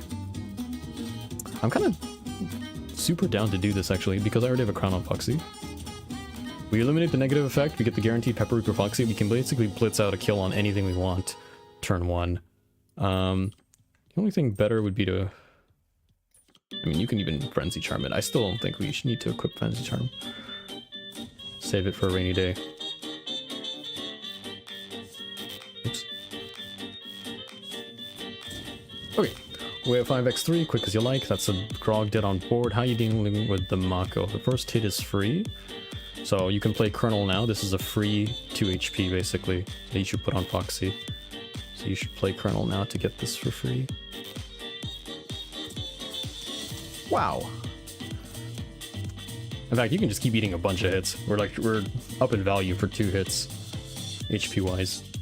Foxy will rotate south to pick up the Grog. Makoko. We can deal with it quite easily with sword into hero hit, actually. Yeah, we don't even need to freeze it. Purposely not freezing it so we get HP here. And now we rotate like this. 2 into 2. Pick this up. It's clean. Now we have to burn a snow cake to flip the Cheeky is the only thing. Oh, thank you, Soul. Thank you. My scene is correct. The first thing I always look at to see if like people are redeeming that because I fucked up the scene, but at least the scene is fine. You're just doing it because you're a gem of a person. I do need water, actually. 1 second. I need to refill.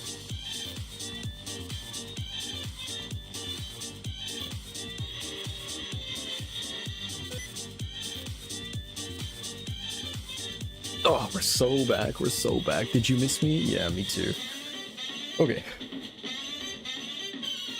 Yeah, we can flip now. We burned a snow stick for it, but it's fine. We have a good setup. We need to get Cheeky strong as possible before Mocha shows up.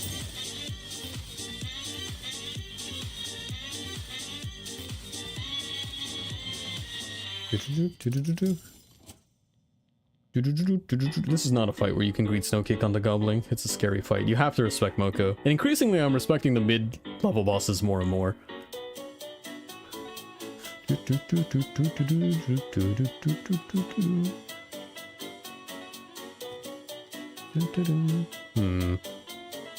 Just thinking. This Pepper Witch has a battle charm, so I can't really tank it forever. I want to Flame Water my Foxy. I have to give up a turn. I think it's okay. I don't want to put the 2 damage into Grumps. It's going to undo the Flame Water. We need to kill Grumps in 1 big hit. Or put him on ice. Has to be... Hero can do 6. I need to find 3 somehow on the Grumps. We don't care about attack reduction so much on these, so probably these two will pick up the grumps together. Which means Foxy has to be south, because I can't have him hit the grumps, which means he's picking up, or putting 3 into, sorry, 6 into the Pepper Witch. I can Pepper Reaper him now if I'd like. I need to get the Noomlin on line as well before the boss shows up. 4 takes me to 6, 12, 18, 18. 6, 18 damage. I think you just keep this configuration.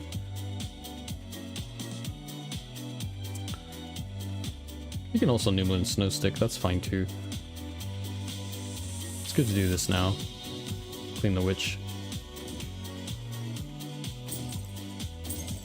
New faces in chat, welcome. Yeah, we got a couple people in here. Mac's gone now, I think, but we had 2-3 folks show up here from Wild Frost. That's always very nice. It's been many months since I streamed this game, so it's nice to see some different folks show up. Keep me company on a Saturday. Oh, Sol, how's your pasta? With a big payoff. Spaghetti de la Sol.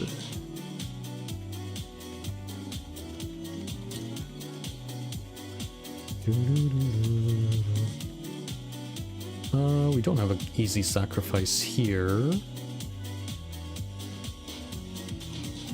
I want to keep the snow cake for the wave, which means I have to do something on this hand. Unfortunately, I'm eating -1s here on the grumps, but I kind of don't have a choice. Yeah, I need to keep this hand. I have too much snow. The snow road doesn't do anything. So, sword it is.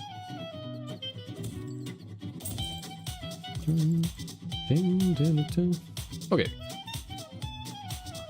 This is the Moko setup, the boss fight. So you have to be very careful how you scale him up, because he's scaling everybody up.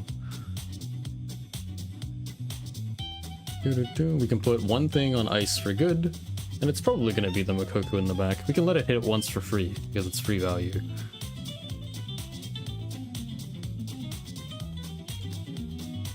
How fast? Basically, you have to identify if you're beating him in 1 cycle or 2. It's usually 1 cycle. If it's 2 cycles, some compositions can beat him in 2 cycles. 2 cycles means that you have to be able to tank 5 hits. There are some comps that can do it, but usually you're beating him in 1 cycle, which means you have 7 turns to kill him before he obliterates you. Because if he gets to attack, he's basically gonna barbecue me. So. But we have to accelerate, but not in a way that gets us killed from the backline, right? Because they're scaling too, is the idea. So. All that said, how many resources do I want to put into killing the things on the bottom? Not so many, basically. Okay, if I cash in Foxy now, what happens? You put the Moko on ice, you cash in Foxy now. Move hard 6, because it's 3 spice. Because I can just, if I keep, this is the only one with a 1 turn timer, so Snow Kick the Makoko, these things are only going 3, I have Woodhead to eat 1 hit, and the worst case Chicky to eat another hit, and then we have Snow Stick for a free hit as well, so basically we have 8 turns free. Yeah, I think we can just go fast. In fact, you can do this now to get the damage in, and then freeze. So we do this into this. And now everybody is Giga. You can Sunrun to basically get out, actually. This is a fight where you don't want to fuck around. But if you Sunrun now, you clean one like this. Sunrun's too good not to use. Yeah, it's too good not to use. Yeah, we're good. Foxy makes this very easy, and now we found this again too. It's free.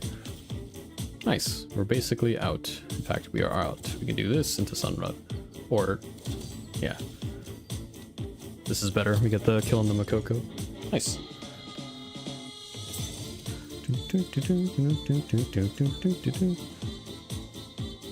Spike has recovered. I'm sorry, my boy, my dear boy. I'll never do it again.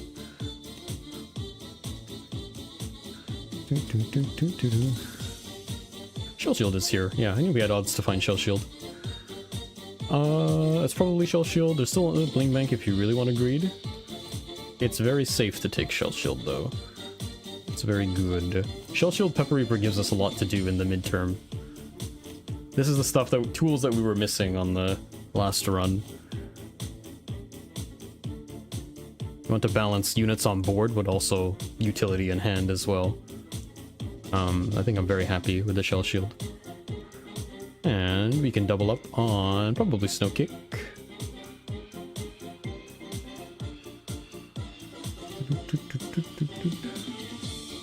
think so. Called the double up on the Pepper Reaper too, but I think it's just very safe to have two of these guys. Beer run before it gets dark, yes or no? Ooh. Well, if you don't go now, then what are the hours on Sunday? Because Sunday they close early, so you might want to go now, depending on what your Sunday plans are. Your Sunday self may thank you. You should do the thing. Do the thing, do the thing. Mimic is good, with Foxy especially.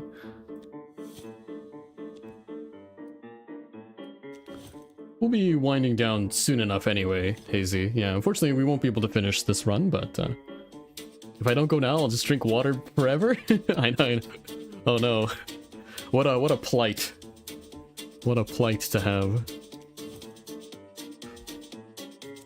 You're right, consists of going to the fridge. All hail mini fridges.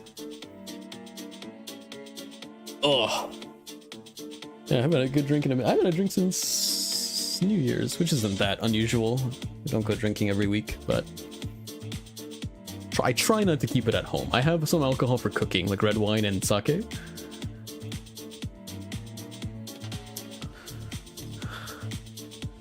Little red wine reduction. Sheesh. Okay, we have to beat this fight. We're gonna end stream after this fight because I have to get my comeuppance on this boss fight.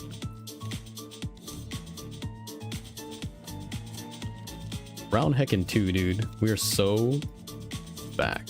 Now we have like actual damage. Like that's kind of neat when you have damage. Right, can we go before the Bigfoot? We sure can. 5, 10, 15, quick as you like. Kill the Bigfoot. So he's dead. The Grumble, I have to eat hits. We can eat them from Colonel. This is a good time to put onto Foxy some health. And then this is a dud turn to apply the Newman Blizzkit, probably to Shell Shield in this hand. We can also sword in this draw to critical the Snow Cake, but I don't think you need it. End stream? What is with that Incredulous tone? Yes, we are already overboard. We're already way past the post. But we're back tomorrow. We're back tomorrow. Isn't that nice?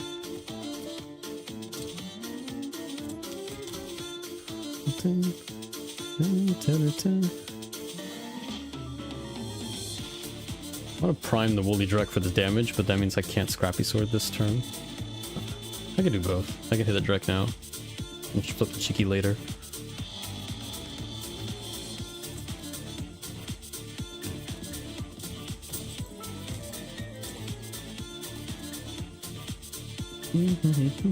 We'll save the Snow Cake because the wave at this point is coming up. Shell Shield Colonel gives us additional value. This is potentially 8 HP. Or more. Only 20.5 hours. I know, I know. I wish I could stream forever. Forever and ever. Dun, dun. I gotta get my own Scabetti.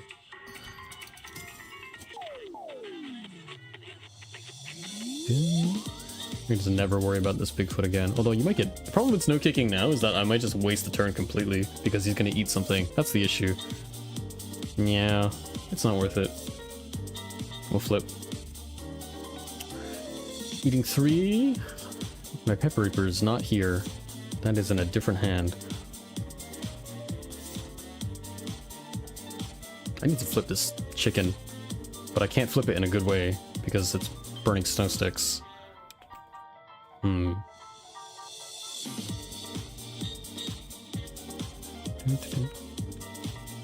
I do need to get the Mimic down. There's a lot I need to do. But what am I have to eat 6 damage in the north lane. I'm probably snow caking this Grumble afterwards. Yeah, I can't be dealing with 4 on a 2-turn timer. That's too much. So Mimic now.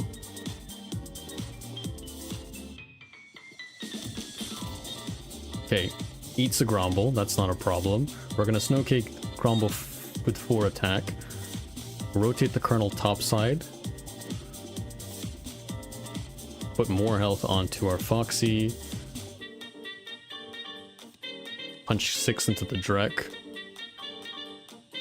Wow, I should get this off board. I need the Mimic in the right row. Can't have everybody in the top row unless I do it. This way is the most damage, but I don't get the Colonel value. But I can get Colonel value later. He's already running out of health. So I eat 4 on Hero. It has to be like this order. Hero needs to be damaged. This maximizes the Mimic value, which means Foxy has to take the 4, but that's okay. Foxy has to take not 4 because there's snow caking. Foxy's only taking 2. Yeah.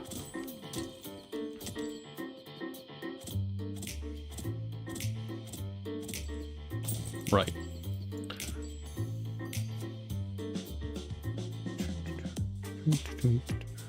Probably, is it Flame Water Sunrod into Foxy? Put more damage into the Drek.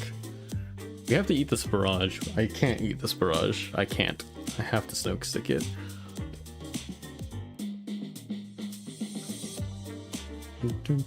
Yeah, no matter what, I have to do this.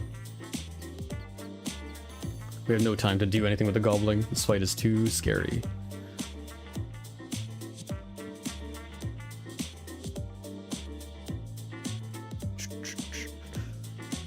I think we're just double snow sticking this, honestly.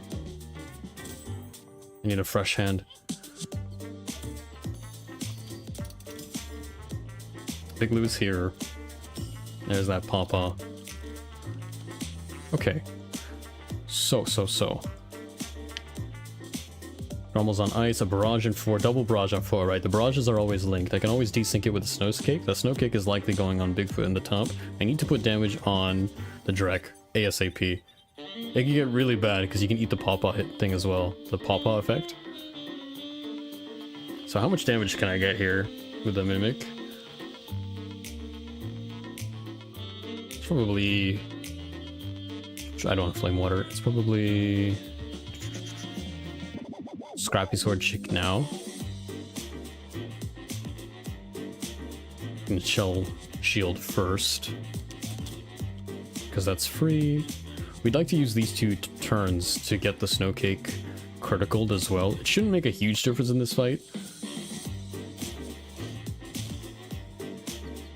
If something's frozen for 10, it's effectively locked out of the fight. Right. The Drek's going now. 6 into 8. I'm 1 off from killing the Drek this turn because I can Sunrod. Actually, no, it wouldn't work because I'm going 3, 4, 6, 6. I can Snow Stick, but that only buys me 1 turn. It's not enough. The Drek is eating something, but the health is low enough that it should be fine, basically. I really need my other Pepper Reaper. Do you ever just redraw to find it? I might have to. I might hit redraw bell now just to find Pepper Reaper, because Pepper Reaper guarantees that I kill the Drek in the next rotation and put enough damage into the Bigfoot, which is about to be defrosted. And once these 2 threats are off the board, everything gets a lot easier.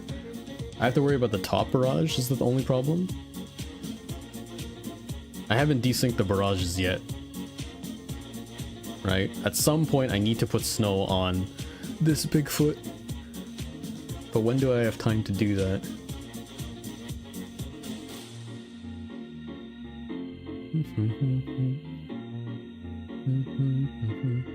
I think I am playing this hand then. Yeah. Okay, this 5 is going to be eaten. We're just gonna hope that he doesn't eat the barrage.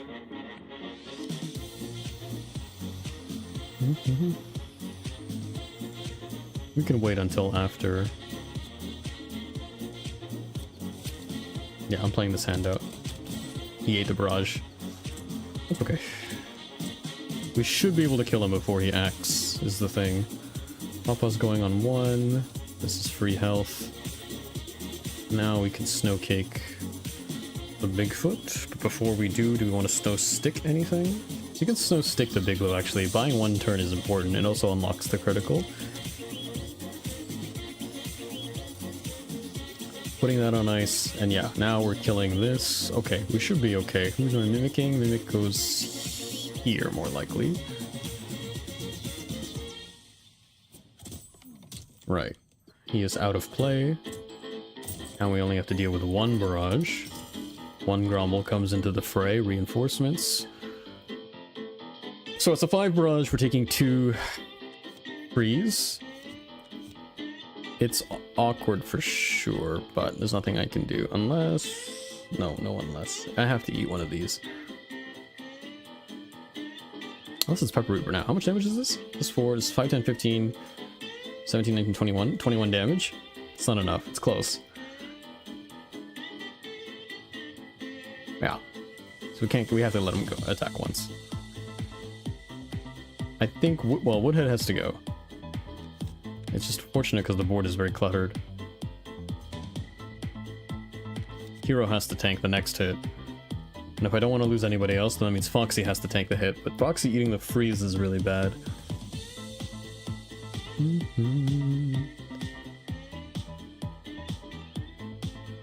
Yeah. What's your turn timer? 4? I really don't want... Maybe you sacrifice... I really don't need Chicky in this fight. I feel like the repositioning of the heroes is way too complex for my brain to grasp. How intuitive does it get to constantly shuffle them around? Good question. I think the way to parse the information the best is to start with the counters here and start at 1. So basically, like, identify what's happening on the turn right now, right? The flashing red 1. Like, because there's all these units on the board, but right now there's only 2 things that are happening, right? The only things that's happening right now is this barrage and this attack. Once you get better at identifying that, then you look for the 2s. Because the 2s mean what's happening next turn, right? This is acting, and this is acting, and so on and so forth. You get to the point where suddenly you're looking 4 turns ahead, right? But you start with 1. And you're shuffling around to maximize HP, identifying who you want to take the hit, whether it's worth it to sacrifice something. Right? There's like a dance you have to keep playing, yeah. It admittedly gets more complicated with certain heroes. Like, you have like Monch, who eats your own heroes, you know? But, yeah, I think I would just distill it down as just looking at the 1s first, and then, you know, you'll expand your scope. Eventually. And yeah, there's this eye ticker that's telling you actions as well. You can always click on. Yeah. Right. So, Woodhead gone. And then identifying when it's a sacrifice. Like on this board state with this, I'm losing character. I am going to lose 1, maybe 2 things. Woodhead is there to be lost anyway. That's fine. Hero can tank this hit. He loses 2 turns on action, but we don't care about it so much. He's also one of the only people healthy enough to tank a hit. The question is position 3. Who do you want to tank position 3? Foxy can tank position 3, but then you're putting him 2 turns behind on attacks, which is bad. Chicky dies for this, but doesn't suffer an injury because it's the bird, and keeps Foxy tempo up because it doesn't get frozen. I'm considering this position, because I don't really need the bird. Woodhead the Martyr? Yeah. He is a hero of the people. Because I think I can't afford to lose time on Foxy, is the thing. But I also don't want to boost him right now because I'm putting damage into the wrong target. So, these are the questions that I'm considering. Yeah, I have to lose Bird here. But Big Lou is then put away for 4 turns. Which is enough time for me to rescale Foxy with Pepper Reaper Sunrod and clean him up later. Yeah, the next turn will look a lot clearer. This turn, I think the bird goes, and then we just Flame Water Foxy. Okay, fine.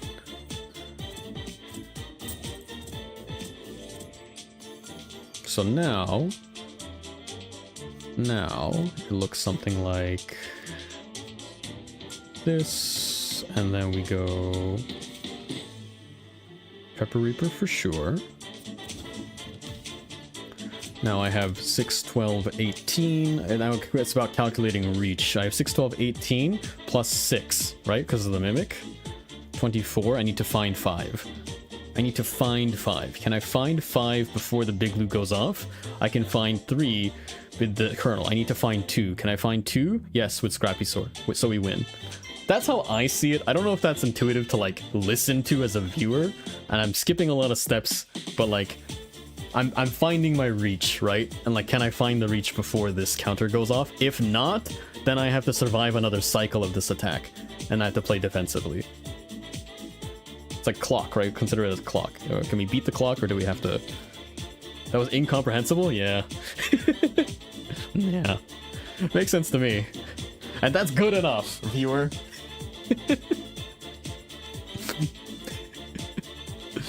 Oh.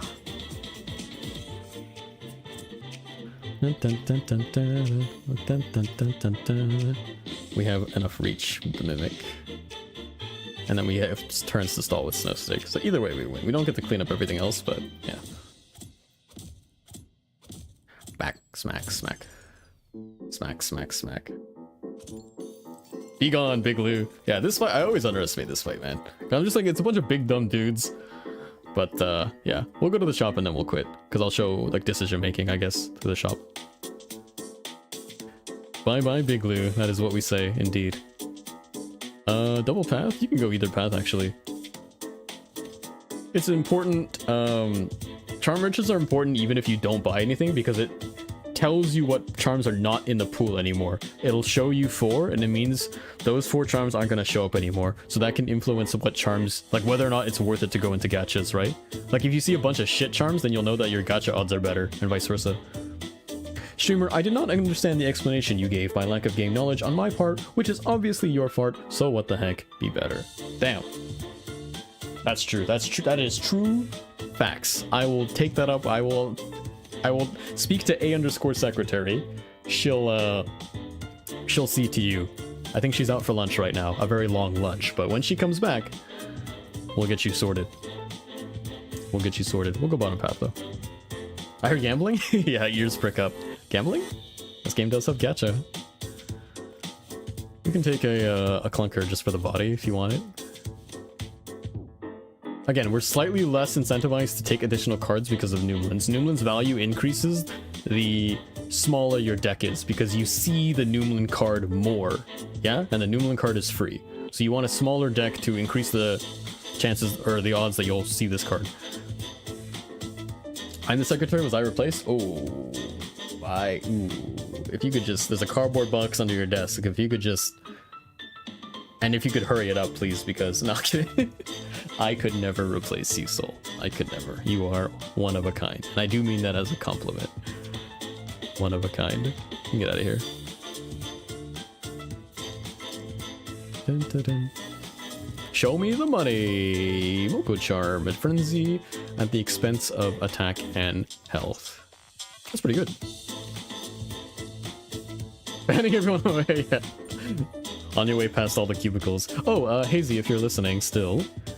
This is the second part of the vase. It's goop. Don't ask why it's goop. Don't ask what the goop is. But it is goop. Music too loud, by the way. Hold on. I don't know how loud it's been. Anyway, you pick up the goop. Ka-chow! It's the Lumen Vase. What does the Lumen Vase do? Now it's a functional card. Lumen is a very interesting effect that doubles the target's effects. It doubles the target's effects. You can kind of think of it like an omniscient critical. So Lumen Vase can be applied to any card that has a number on it. So if I were to Lumen my hero, it would say 8. Right? If I were to Lumen my Flame Water, it would say 2. And you have this for the rest of the game now.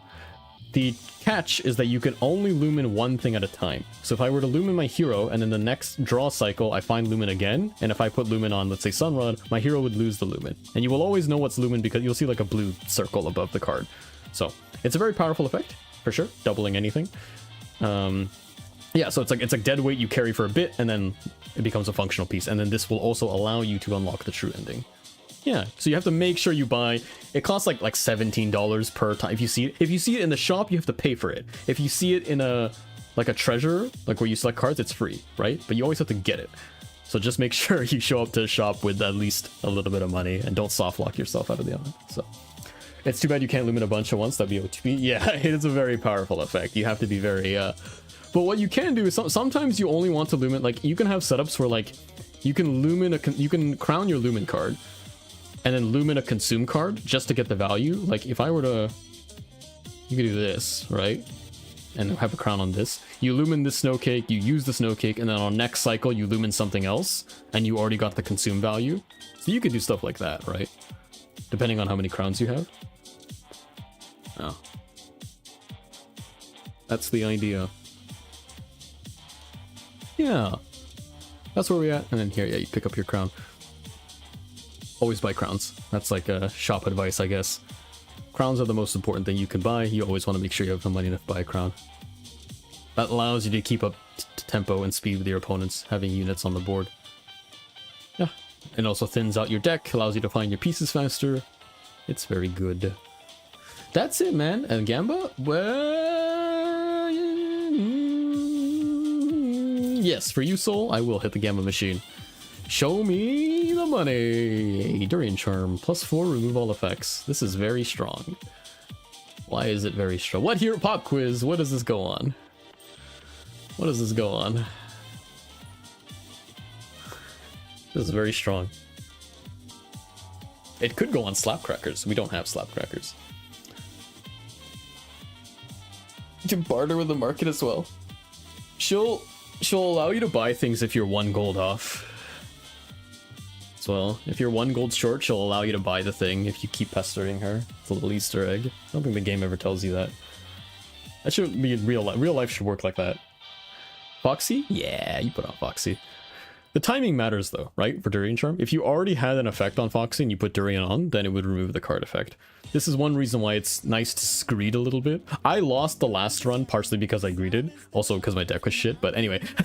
You will lose runs by greeting, but there's important steps to identifying when you should hold out, what your outs are. In this case, this is the win con. This is like, now we win the game basically, because turning Foxy into a base 5x3, not including Pepper Reaper, we can lumen base Pepper Reaper, right? We can find 8. We can find 8 Foxy, we can make it a 13x3, we can go Moko Charm, we can make it a 13x4. You can see that now we have scaling properties now. We can go hit Escape Velocity and just win the run now. Yeah. Is it up to -3? Is it really? Damn. I've never been that broke. No, I'm kidding. It's a weird flex, but okay. I'm just kidding. Gambling always works, you get the win con? Exactly. If you took any piece of advice from today, it would be always gamble, you'll always win. for reasons for reasons that's a joke. I was gonna say for legal reasons. For reasons that is a joke. We're done here. I mean, we're not done, but we're done here. That's all the time I have for you guys. Thanks, Joe Biden. Oh, that doesn't make sense unless I swap back to main. Thanks, Joe Biden. Okay, that was a good stream. That was a good stream. Housekeeping? We're back tomorrow. That's it. Play some Slice and Dice. If you don't know what it is, show up. It's one of the greatest games of all time. A_lawyer has advised us. We will take that under advisement. Oh, I gotta drink more water, man.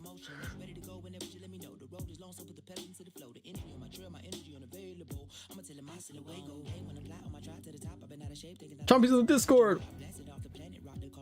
Love you, Chompy. Join the Discord, everybody. It's a good time. We gotta do the A_lawyer to speak with A_secretary. Look at you, already integrated with the community lingo. You'll fit in just fine. Yeah, it's low-hanging fruit, but who cares? It's a grand time. Really nice meeting you, Hazy. Nice to talk shop with another Wild Frost friend. And you're into like beef stews? That's awesome. I love stew. That's good common ground. Japanese curry count as a stew? I'm gonna say yes. Beef stew mentioned? Yeah, Hazy was making some beef stew while you were out doing spaghetti, and I was like making a joke. Like all my viewers are leaving there because they're all making food. They're all just out making food. Check out my stream sometime. Absolutely, I will. 100% I will. I owe it to you to check out your stream. I will do that. It's in the crock pot. Save you a plate. Done. Party at Hazy's. We just met her, but it's part of the indictment, the initiation process. You have us over, and we're very good guests. We're very polite. Yeah. We'll just take our stew, and then maybe we'll use your Xbox for a bit, play some Wild Frost, and then we'll clean up after ourselves. We'll be very respectful, and then it'll be a good time. That's it. Done. Yeah. I'll just be bringing all of my community, and they're allowed to bring a +1. So how many followers we got? What do we got? You can fit a couple hundred people. That's like, you know.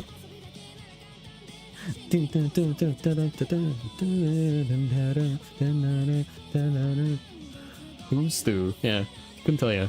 Everyone's asking. Play guess, take your shoes off. We're an Asian household. Yeah. Relatable. I listen. This is not to, you know, not to start any flames here, but I can't understand people who wear shoes indoors. I know it's like cultural. It's not your fault if you do. Like, you're raised in a certain way. That's fine. But why do people wear shoes indoors? Like, to me, it doesn't make... I get slippers maybe. Yeah, maybe if you have like slippers. I have slippers. I guess that's all that is, right? To me, it's like it makes too much sense not to do. You take your shoes off when you come home, but it is your fault if you wear shoes indoors. Oh, okay. I was trying to be more centralist. Yeah, but if you're running in here with sneakers, like, we gotta, like, that's, you know, we gotta talk. That won't fly. Yeah, if you want to throw in like slippers or something, that's okay. That's okay. Also, representing the Asian households, I'm half Japanese, by the way. Konnichiwa, yokoso. Nice to meet you.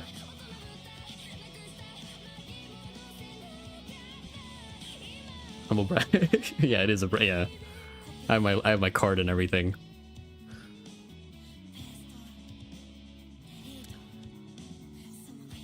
Have Korean? Oh, 안녕하세요. 안녕하세요.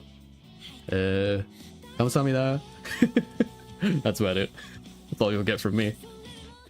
My best friend is Korean. I have known him since the 6th grade. He hasn't taught me much, but he's a good chap. 안녕하세요. Korean food though? Korean food. Y'all did something right over there. What you know about bulgogi? What you know about dubu means tofu. Dubu jjigae. That's like soup. I know food. Dubu jjigae.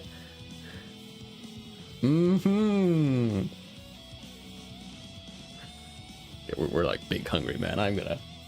Ooh. Sundubu? Yeah, dude.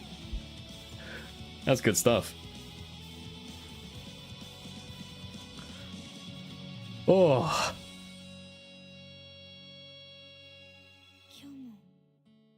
Bum. I gotta find my own dinner. It won't be as good as Dubujige, but go eat? Yes.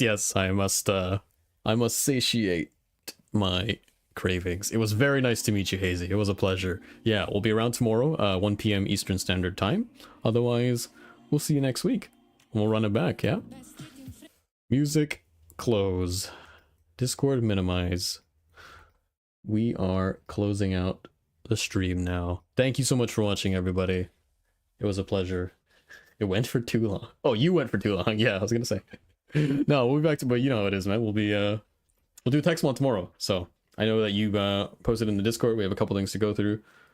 We'll let people decide and have a good run with it. But yeah, thank you, everybody. lovely, lovely hanging out with you guys. Have a wonderful evening.